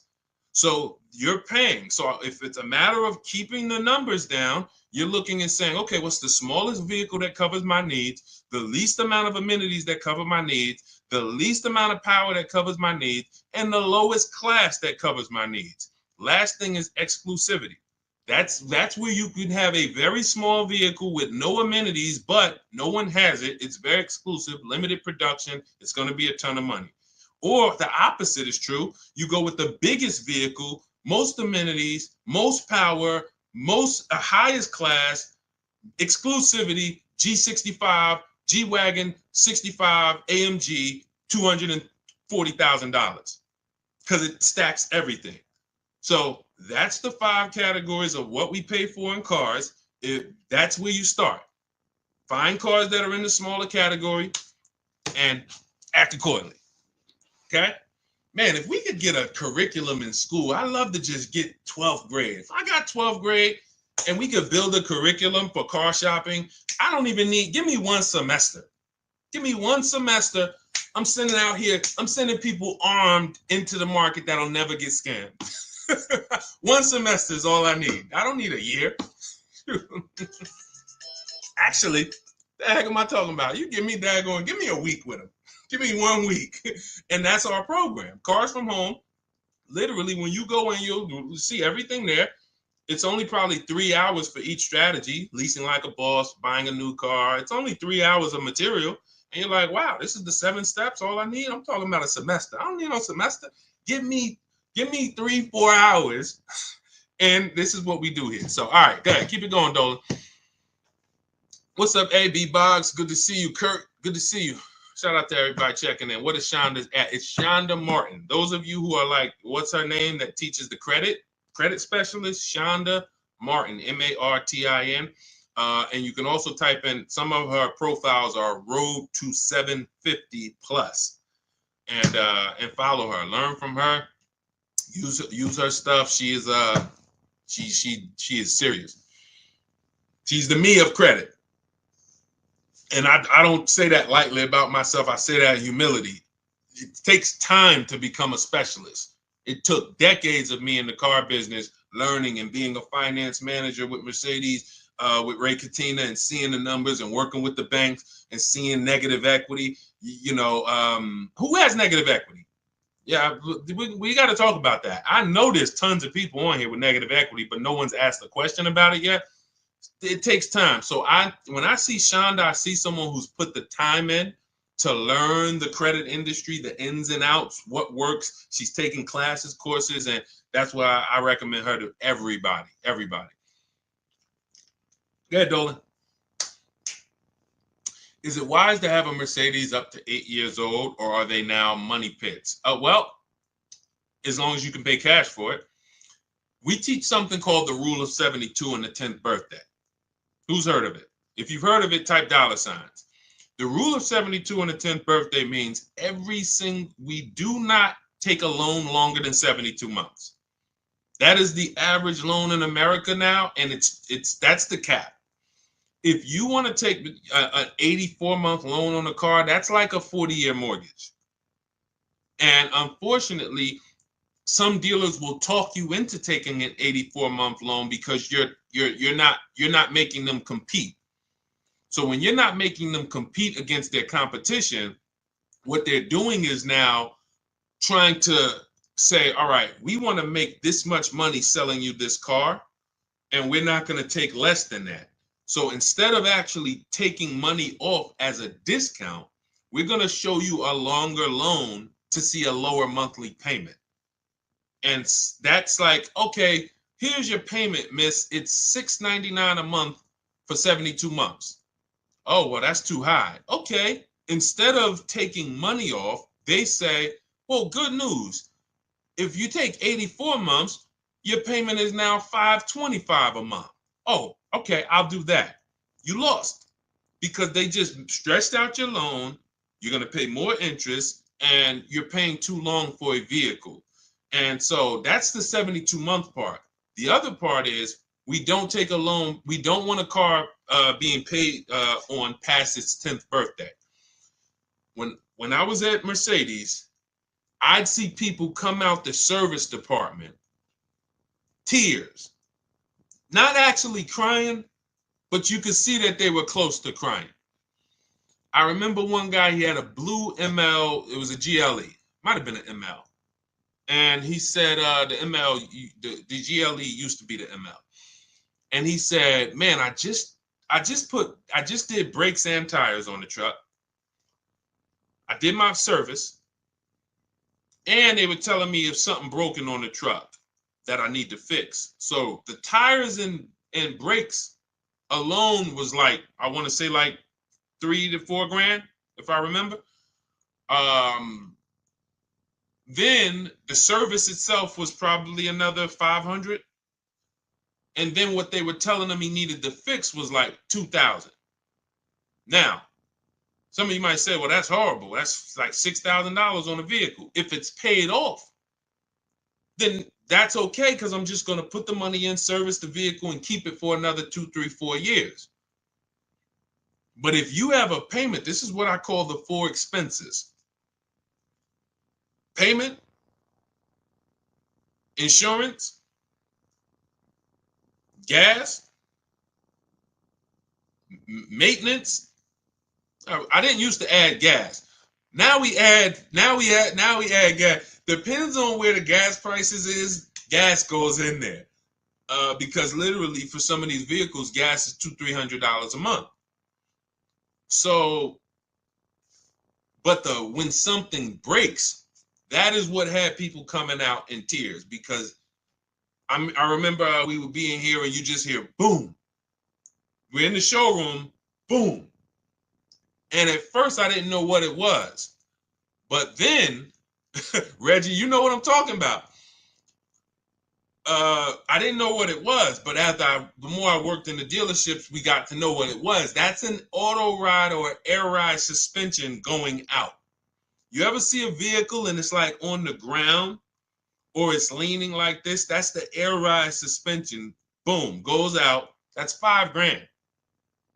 That's $5,000. So people will come out in tears because they're like, yo, I just made my car payment and I got my insurance. See, you have to be ready for an import car or a luxury car. And a luxury car is for people who have big money. If you have the money, that means you can pay off the vehicle, which means when something goes wrong, all right, I got the cash. All I need to make sure I do is get a quality car that has a great service history and I pay a great price for it, but I can afford it. The people who are on the borderline, not able to afford these cars, you're taking loans that are too long. And when something breaks on these cars, you still have a car payment. And that's where you usually let the car go. Because now you have a car you're paying on every month you can't even drive it. This is what we call the repo recipe. Okay. So that's the philosophy on, shout out to everybody. I see you smoking with Matrix. Thank you so much. That's the philosophy on the boundaries. See, my job, besides giving you guys the strategies to pay the best prices on cars, is we have to have boundaries with the second most expensive purchase of our life, just like we have boundaries when we go buy a house. Does that make sense? Type $ if that makes perfect sense to some of you. There needs to be boundaries, things we don't cross. You know, if we don't have boundaries with houses, we say, hey, how much is that house? $600,000. Oh man, I can't afford that. Man, but hey, if you take a 50-year mortgage, here's the payment. Oh man, that's affordable. Okay, all right, let's do that. If you don't have boundaries, how many of you know you're going to take the 50-year mortgage? But most of us know we don't take a loan or a mortgage longer than 30. Because the car market hasn't been regulated, we have to create those boundaries for ourselves. And we make sure we don't cross them, or at least if we cross them, we need to know we're crossing them. Okay. I see you, Gabriel. I see you, Reggie. I see you, Mr. Randy. Shout out to the tapped in people. All right, go ahead. Let's keep it going. We got a couple more minutes. Let's go. For those of you who are like Deshaun, I want everything you teach in one spot. That's my new digital book. It's called Cars from Home, 7 Steps to Saving Time, Money, and Avoiding Dealerships. It's 5-star rated. You can Google it. And we are about results. That is a 7-step system to below market used car deals, below market leases, below market new car deals. And it's going to guide you every step of the way. The first step is the most important question. Step 7 is delivery. So by the time you get to step 7, you are setting up your delivery or your pickup of your vehicle. And that is what it is. We have a welcome offer. The book's normally $97 and it's worth every penny. But for those of you who want who you can get to my bio, we have a welcome offer of 75% off. That's $24 in my TikTok bio, my Instagram bio, the YouTube comments or the Facebook comments. Click that link, activate your 75% off, and your book will be in your inbox by the time you hop off the stream. All right. Also, for those of you who would rather work together, you see some of the people that we share here. And you see some of their stories. I got to read some of these. Before we get off, I got to read it because we got a bunch of new people that have sent me pictures, and we got, a bunch of people that got cars in the last, month. So we got to, we'll go over this. But these are the things that, for those of you who are like, hey, this private Facebook group, that's our done with you. You don't, that's our done with you. The book is for people who do it yourself. I have A to Z in there. Deshaun, give me the strategy. I will execute it. That is the book, Cars from Home. For those of you who want community and you want support, we do 2 coaching calls a month, and you want to be in our Facebook group where you could ask questions. You want to click those links and click Done With You. Shop with Deshaun. And you do have to see if you qualify for that. But if you qualify, then we'll be shopping together. All right? Go ahead, Dolan. All right, it's already up. Nobody's giving away autos like the internet says they are. I don't care. I'm not the internet. Look, these are deals. Look. 2025 Yukon, they dropped the pricing down to about 70. BMW sold it to Carvana. Hold on. Look, original MSRP. Wait, hold on. We already talked about Jen. This is a 1.1% lease on a Nissan Murano Platinum 585, $50,000 vehicle. That's tons of discounts. I know when I got my Infiniti when I got it in November, I got $8,000 off. We could go Milligan. Look, Milligan, $79,000 Mercedes EQE 350. Look, 2024, $79,000. Look at the discount, $20,300 off with all the rebates and the discounts. Unfortunately, you just don't know how to shop. And if you can see that, you shouldn't know how. You're the public. You are the public trying to do battle with an industry. I'm somebody who I'm in the industry. And people call me all around Jersey. People know me before anybody on the internet ever knew me. People in Jersey knew me. Call Deshaun, family members, friends. They still call me and say, "Hey, Deshaun, I know you're teaching and all of that. I know you got the book, but hey, you know you're the person I call." We accept nothing less than big discounts and below market deals. So it's just what you know. If you had a leak in your bathroom, it might seem like, oh God, there's water everywhere. I don't know what to do. No one in my house can fix this. You call in an expert and hey, 3 minutes. Heck, man, how'd you fix that so quick? I'm an expert and I can teach you. So in our case, we teach. That's why I love sharing other people. Every one of you might probably say, Deshaun, obviously you can get great car deals. You've been in the car business. The reason why I show people like Milligan and people like Raphael, look, $46,000 vehicle, $549 a month lease. Probably got $8-10 grand off to get to that payment because they're you. They were just like you, watching me. Said, "Hey, this guy sounds like I could trust him. I'm gonna give this a shot." And they did the work. They learned the system. Look, India, 2024 Hyundai Elantra Limited, $29,000 vehicle, $365 a month, no money down. These are huge discounts to get to these payments. Whether you're buying or leasing, you cannot get to a great payment on a lease without big discounts. And why is it so easy? Because we employ competition. It's simple. You're used to negotiating with one dealer, maybe two. NADA told us that. NADA told us as car salesmen, these are the statistics, car salesmen, just so you know, your average customer is only going to shop 2 dealers. That's all they know how to shop. After that, they're going to get tired. They're going to make a decision. So we use that information accordingly. We shop 25 dealers from home. What? That sounds crazy. Everyone who you've seen who are getting a new car using our system has shopped 25 dealers from home. Why is it simple? Because I have the email scripts. It's copying and pasting. When we get used cars, we're always doing all our work on the marketplaces, and we're employing competition, and we're looking at the whole market and turning the whole market into one big competition for us. That's the difference.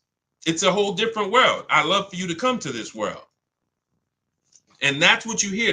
When you hear people say, "Oh, there's no deals out there," it's no deals for you. Unfortunately, it's no deals for you. But when you come to our world, it's a different world.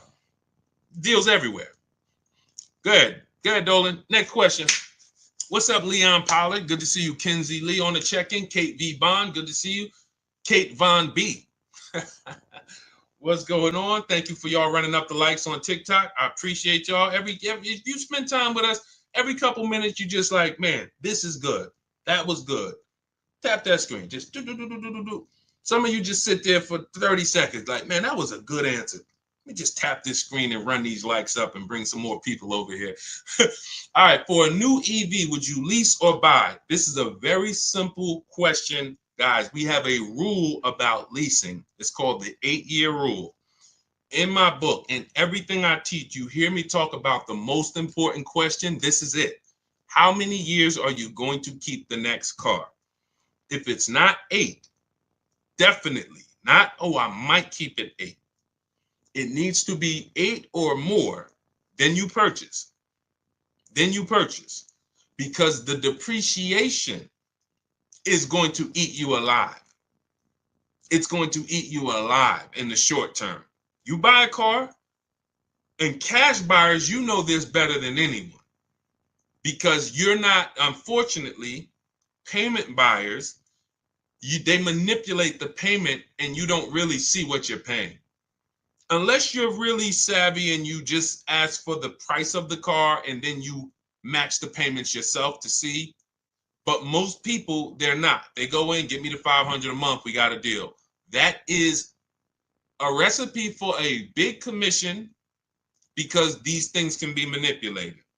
So in the short term of a purchase, the depreciation is going to ruin you. You buy a car for 40, you come back, it's worth it. Let's just take, since you asked the question about the electric vehicles, let's just take the example of what we've experienced in the last 6 months. The value of electric vehicles have fallen through the ground. It's literally people were buying electric vehicles for 60,000 and then in a couple, literally 2 years later, they were worth 30. Horrible depreciation. How could we have avoided this? Shopping for a below market lease. Shopping for a below market lease. Short term, I'm not going to worry about the depreciation because I'm going to shop my offers. I'm going to get the lowest price on the lease. We always get at least 5 offers. Our system teaches you how to do that. You need to get at least 5 offers, whether you do it my way or your way. If you want to call around, talk to enough dealerships, you could ask for the sales manager and try to cut through the BS and get 5 offers. You're going to see how different they are. You're going to see how different the offers are. And once you see how different the offers are, it's going to prove to you, this is why I need to be shopping multiple offers. So once you do that, you get your 5 offers and you'll see that's my lease deal. That's going to be my below market lease. If I'm purchasing though, I'm planning on keeping this vehicle for the long run, long haul, 8 or more years. And I'm not worried about depreciation. Who has a vehicle they've had for at least 8 years? Type me. Matter of fact, how many years have you had it? Let us know. Let us know. Let's get engaged, chat. Get engaged. C. Parker, hello. Hey, great car buying advice. Guess what? You can teach your info to older students in schools. Listen, I love to. Who has a car? Let us know how many years you've had the car outside. If you've had a car longer than 8 years, type the number of years that you've had that car. We're seeing people keep cars less and less. So, I mean, I don't even know if there's many people on here who've kept a car longer than 8 years. All right, I see one, user 608987. I can't see my Instagram, people. I'm sorry. Tomorrow I'm gonna have my device set up where I can see my Instagram. We bring your questions on, but okay, Paulie, I have a 2013 ES. Okay, this is the stuff where you don't have to worry about the depreciation. The longer you keep a car, the less you're concerned with the depreciation of it because you've gotten your money out of it. But when I was in the dealership, I can't tell you how many times, and some of you're guilty of this. I'm trying to get you out of this right now. I would be in the dealership, somebody walks by and they're like, hey, is that the brand new one? They're looking at something that's on the showroom. I'm like, yeah, that's the 2020, whatever. They're like, okay, soon as I got 3 more payments on this one. Soon as I make my last payment, I'll come see you for that one. That is 2 things wrong there. First of all, they thought they had to keep the car. They thought they had to pay the car off in order to get another car. If you thought that, you don't have to. They thought, oh, I got to have the title. You don't have to. So if you didn't know that, type of question mark. If you were taught, I thought I had to have the title, Deshaun, before I could replace the vehicle, type of question mark. If that's what you were taught, it doesn't. So that's the first thing wrong. The second thing, and the bigger thing, is you just paid an entire vehicle off, which is like a marathon. We call it. It's like a marathon. Hey, I'm gonna take a 5 or 6 year loan on this car, and then I'm gonna make these payments, and then I'm gonna pay it off, and I get my title. And then when I this is where you should be looking and saying, hey, now it's time to get my money's worth out of this car. Now it's time to make sure that I got a car outside. That thing is paid off. Hold on. I'm still trying to get on Instagram. That thing is paid off. And I'm gonna keep that thing in the driveway 3, 4, 5, 6 years. Maybe I'll pass it down to my kids or have it be a this or that. This is that time. But what's happening? We go and replace the vehicle. and we start a whole nother marathon. We start an entirely different marathon. That's what we're doing when we buy these cars that we are not keeping. We're not keeping them long enough to even pay them off, which means you always are going to have negative equity unless you're just making big down payments. So you're not even keeping them long enough to pay them off. Second, some of you are pay them off and then you go and you replace it again and get a whole nother vehicle. And then the third of you is, buying and doing it right, which is I'm paying my car off and I'm keeping this thing until the wheels fall off, or at least until I know I got my money out of this 8, 10, 12 years. So if you're not there, Deshaun, I'm nowhere near interested in keeping a car that long. You should be shopping for a below market lease. And that's what should have been being taught to you from the day you learned about cars. But because they taught you wrong, and because there's people out here with big platforms and influence that tell you never lease cars, now you're hearing conflicting messages, especially because these people claim to be offering good financial advice. So it's like, wow, I can't go against them. Meanwhile, if they don't know what they're speaking about concerning cars. Investing in stocks, God bless them, may do a great job. Car advice, they're costing you thousands and thousands of dollars. So the question is, how many years do I keep my next car? If the answer is less than 8, I'm shopping for a below market lease.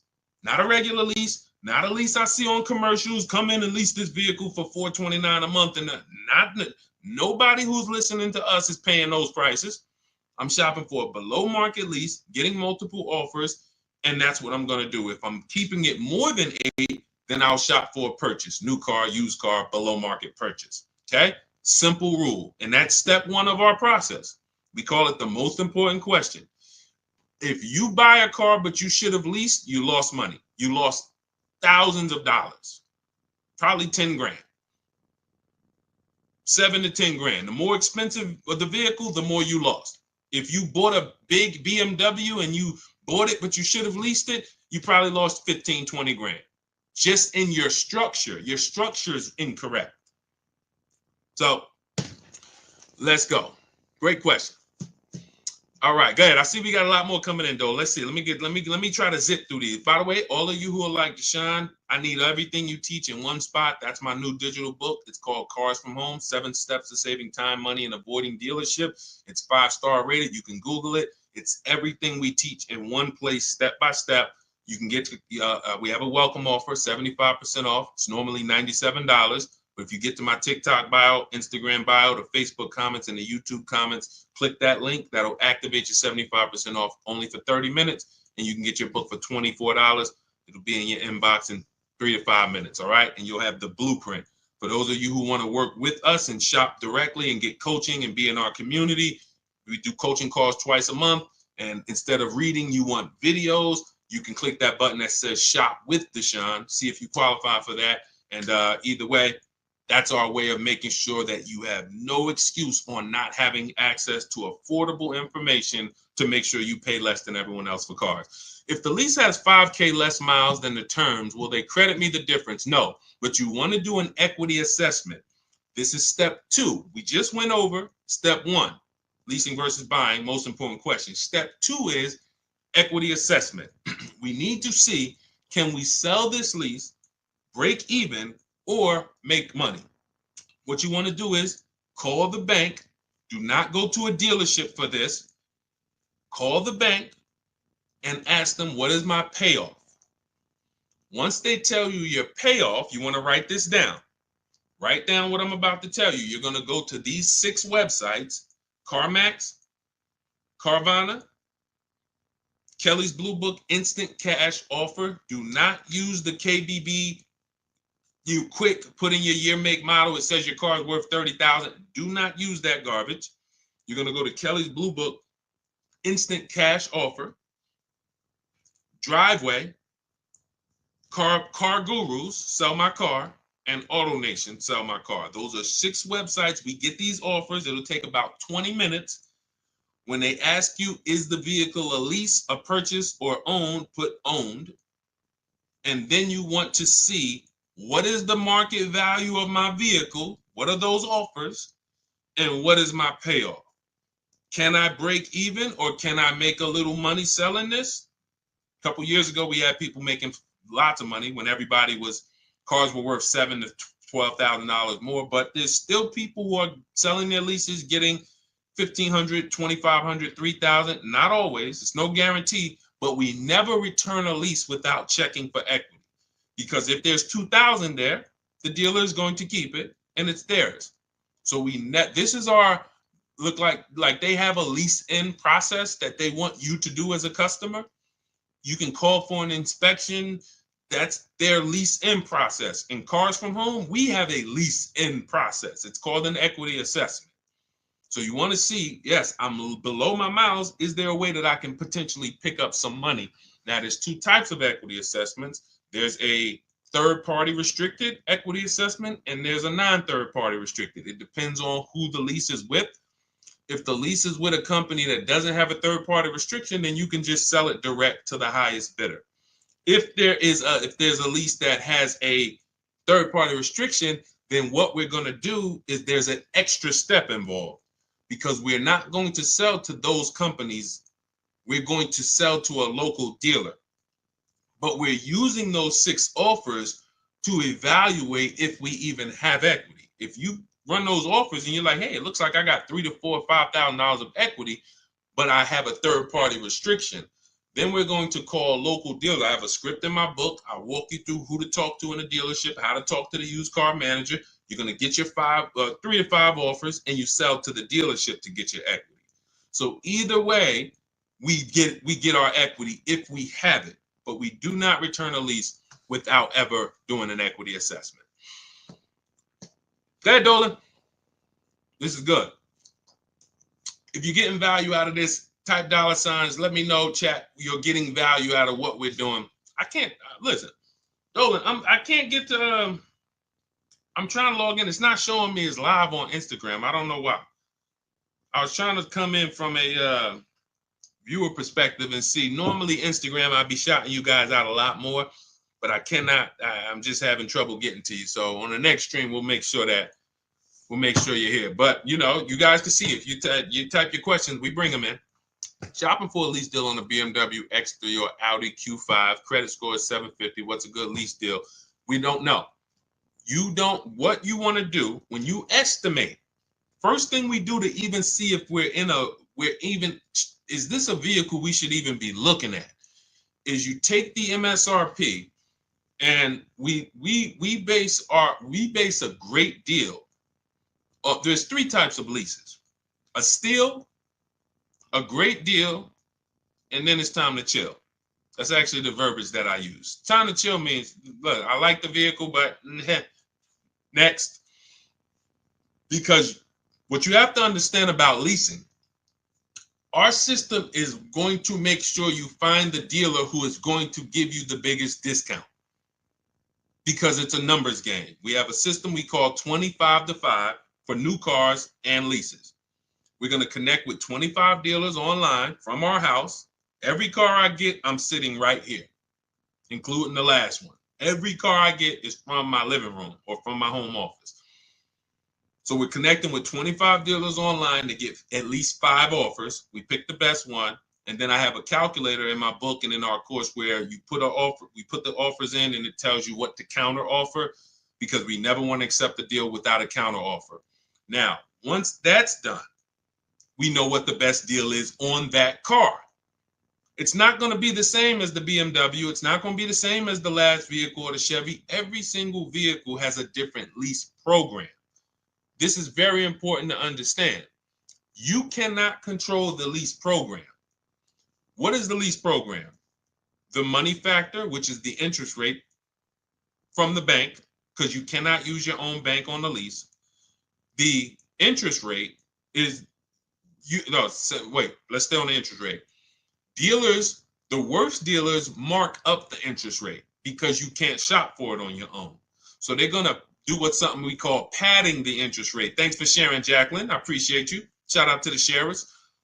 They're padding the interest rate. So they're going to leave themselves some negotiating room there.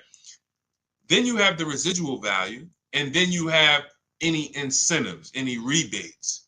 Those three things make up a lease program, and we have no control over any of those things. Some are much more aggressive based on the fact the manufacturer wants to move the car. They'll put some big rebates on it. They'll put some different incentives on it. The interest rate is going to be low. And some manufacturers have certain cars where they're not going to do that. They might say, okay, for the Range Rover Autobiography, we are not going to do any incentives at all, whatever. That's the lease program. Again, nothing to do with the dealer who's going to be discounting the vehicle. Our system is to find the dealer who's going to say, all right, this is my offer. And you look and they're like, taking off a big amount of money compared to the other offers. That's why my two favorite words are multiple offers. That's how we guarantee we never have buyer's remorse. And that's how we guarantee we paid the lowest amount. So once you now see that there's no way I can control the lease program, now we understand that when let's go back to the three types of lease deals. A steal is a 1% lease. A 1% lease is, you look at a $40,000 vehicle, when you get your offers, it's $400 a month or less, no money down. The payment that we get is 1% of the total MSRP or less. I just got one on my Infiniti truck, $54,000. It was $499 with $1,200 out of pocket. Probably would have been, with first payment out of pocket. We always shop with first payment. We have templates for this, so you don't even have to worry about putting this together unless you want to do it on your own. Do it your way. That's fine. You can try to remember this. But in my book, and when we're shopping together, we have templates. You copy and paste this stuff, so you don't have to remember this. But the 1% lease is 1% of MSRP. I would say my lease on that Infiniti truck would have been, it's $499. It probably would have been about $512, $515 maybe, and it's a $54,000 truck. So it's less than 1% of the MSRP. That's what we call a steal. But you need a great lease program to get a steal. It's not just the fact the dealer took off $8,000. He would have took off $8,000 just by us, using our shopping system. But if he had a bad lease program, then it wouldn't have been $499. It would have been $690. Lease program is bad. So we don't know what these are going to be until we shop for them. Now, we do have the 1.5% rule. It's very important because many people, when I first started talking about leasing, I knew people were going to go out there, not learn about how to get great leases. They were just going to go into dealerships and say, hey, I want to lease. I saw this guy on, Instagram or TikTok. He told me I shouldn't be buying cars anymore. Man, show me what a lease looks like. And you're going to get an overpriced lease because you don't know how to shop for them. So now, person shows you a lease, you're like, okay, well, look, that sounds better than, if I was to buy it. I'll take it. So then we created the 1.5% rule. So you would know if your payment with no money out of pocket is more than 1.5% of the MSRP, you've now overpaid for the lease. It doesn't make sense to lease the vehicle. And that does not mean you go into a dealership, hey, get me under 1.5, because then you're going to lose. You're going to lose. See, I want to use a real case of how I remember Zafrina. Zafrina was shopping for a, where's her deal? Here it is. Zafrina was shopping for a Jeep Grand Cherokee 2024. And she's in our program, and she asked me, she said, Deshaun, I'm shopping for the gas vehicle. Best offer I got was like 1.19. I'm like, it's a great offer. But she was coming out of a Jeep that she had already had, and it was under 1%. So she was like, I really like to see the 1%, but she's like, I can't get it. But she said, the dealer said to me, if I took this other version, which is an electric version, that I could get it to 1%. And then I said, well, if you're going to change vehicle, you now need to run the process for that vehicle to see what the best offer is. Don't let that dealer flip you from a regular one to an electric and then tell you, well, I'll get you to the 1%. No, run the offers now and see what the below market price is on the electric. She did it. It didn't take her more than a day. She hit me back in our group and she said, look, I picked this up, end up getting a 0.88% lease, $579 a month, $66,000 vehicle. That is why we never go in telling people, hey, get me to 1%, get me to 1.2, get me to 1.5. No, that is the way to overpay. We sit at home, we get our offers, we work the system, and then we let the best deal reveal itself. When Milligan saved, look, I'm going to go back to Milligan. She got $27,000 off her Mercedes here. You guys can't see this on TikTok, but if you ever watch the replays on YouTube or on Facebook, you'll see $20,000. It's a $79,000 vehicle. She got $20,300 off from home using the Cars from Home system. She didn't know she was going to save $20,000. That's the thing. We get the questions a lot. How much should I look to save off this vehicle? We never know. We do the process. We take 2-3 days. We work the market, use our scripts, use our templates, and then we see what is the best deal on this vehicle. That's how everyone does it. That's how Kimberly did it to get $20,000 off her Maserati. You guys can see here, she bought a Maserati, got $20,000 off of it, brand new. I'm just taking the biggest discounts because I want you guys to know, Sean, when he got his F-150 Lightning, he saved over $20,000. But they didn't go in saying, I know I'm going to save $20,000. They didn't go in saying, oh, man, they just worked the process, budgeted for their vehicle. And when they saw, oh, shoot, I saved $20,000 off this thing. And it was just a pleasant surprise. You look at somebody like Tiffany. Tiffany got $6,500 off her Mazda. Where's Tiffany? She got $6,500 off her Mazda, 2024 CX-90. That was the below market deal for her. But she shopped the offer. She saw some dealers not discounting, some dealers taking off $2,000, some dealers taking off $3,000, $4,000, and then the winning dealer took off $65,000. That's the below market deal. That is the process. So there's no push button solution. There's no magic formula other than we work our process, our Cars from Home system. We let the market submit offers. We pick the below market offer if it's in our budget. That's it. And that number is going to vary based on the vehicle, based on the programs. All right? Listen, everything that we've been going over, including questions that we didn't get to, it's a lot of questions that no one asked. You didn't ask about negative equity. You didn't ask about high mileage driving. You didn't ask about getting loans. We have a system called the bank bidding war to make banks and credit unions bid for our rate. So everything that we've discussed and things that no one asked yet is in my digital book, Cars from Home, 7 Steps to Saving Time, Money, and Avoiding Dealerships. You can get a copy as part of our welcome offer. It's normally $97. You can get a copy 75% off for 30 minutes, $24. Get to my TikTok bio, Instagram bio, YouTube comments, or the Facebook comments. We got a link there for you. And as long as you get there before 30 minutes, you got a copy for $24. It's everything we teach step by step to below market deals. That's a do-it-yourself master blueprint. Doesn't matter who you are, if you're an introvert, if you are, soft-spoken person, timid person, this is perfect because we don't talk. I'm never teaching you to go in and talk and negotiate with people who negotiate 3 times a day for a living. You can win by sitting at home and making these people compete for your business. That's our system. So get your copy for 75% off. You'll have everything we teach. Now, those of you who want to do it, Sean, can we shop together?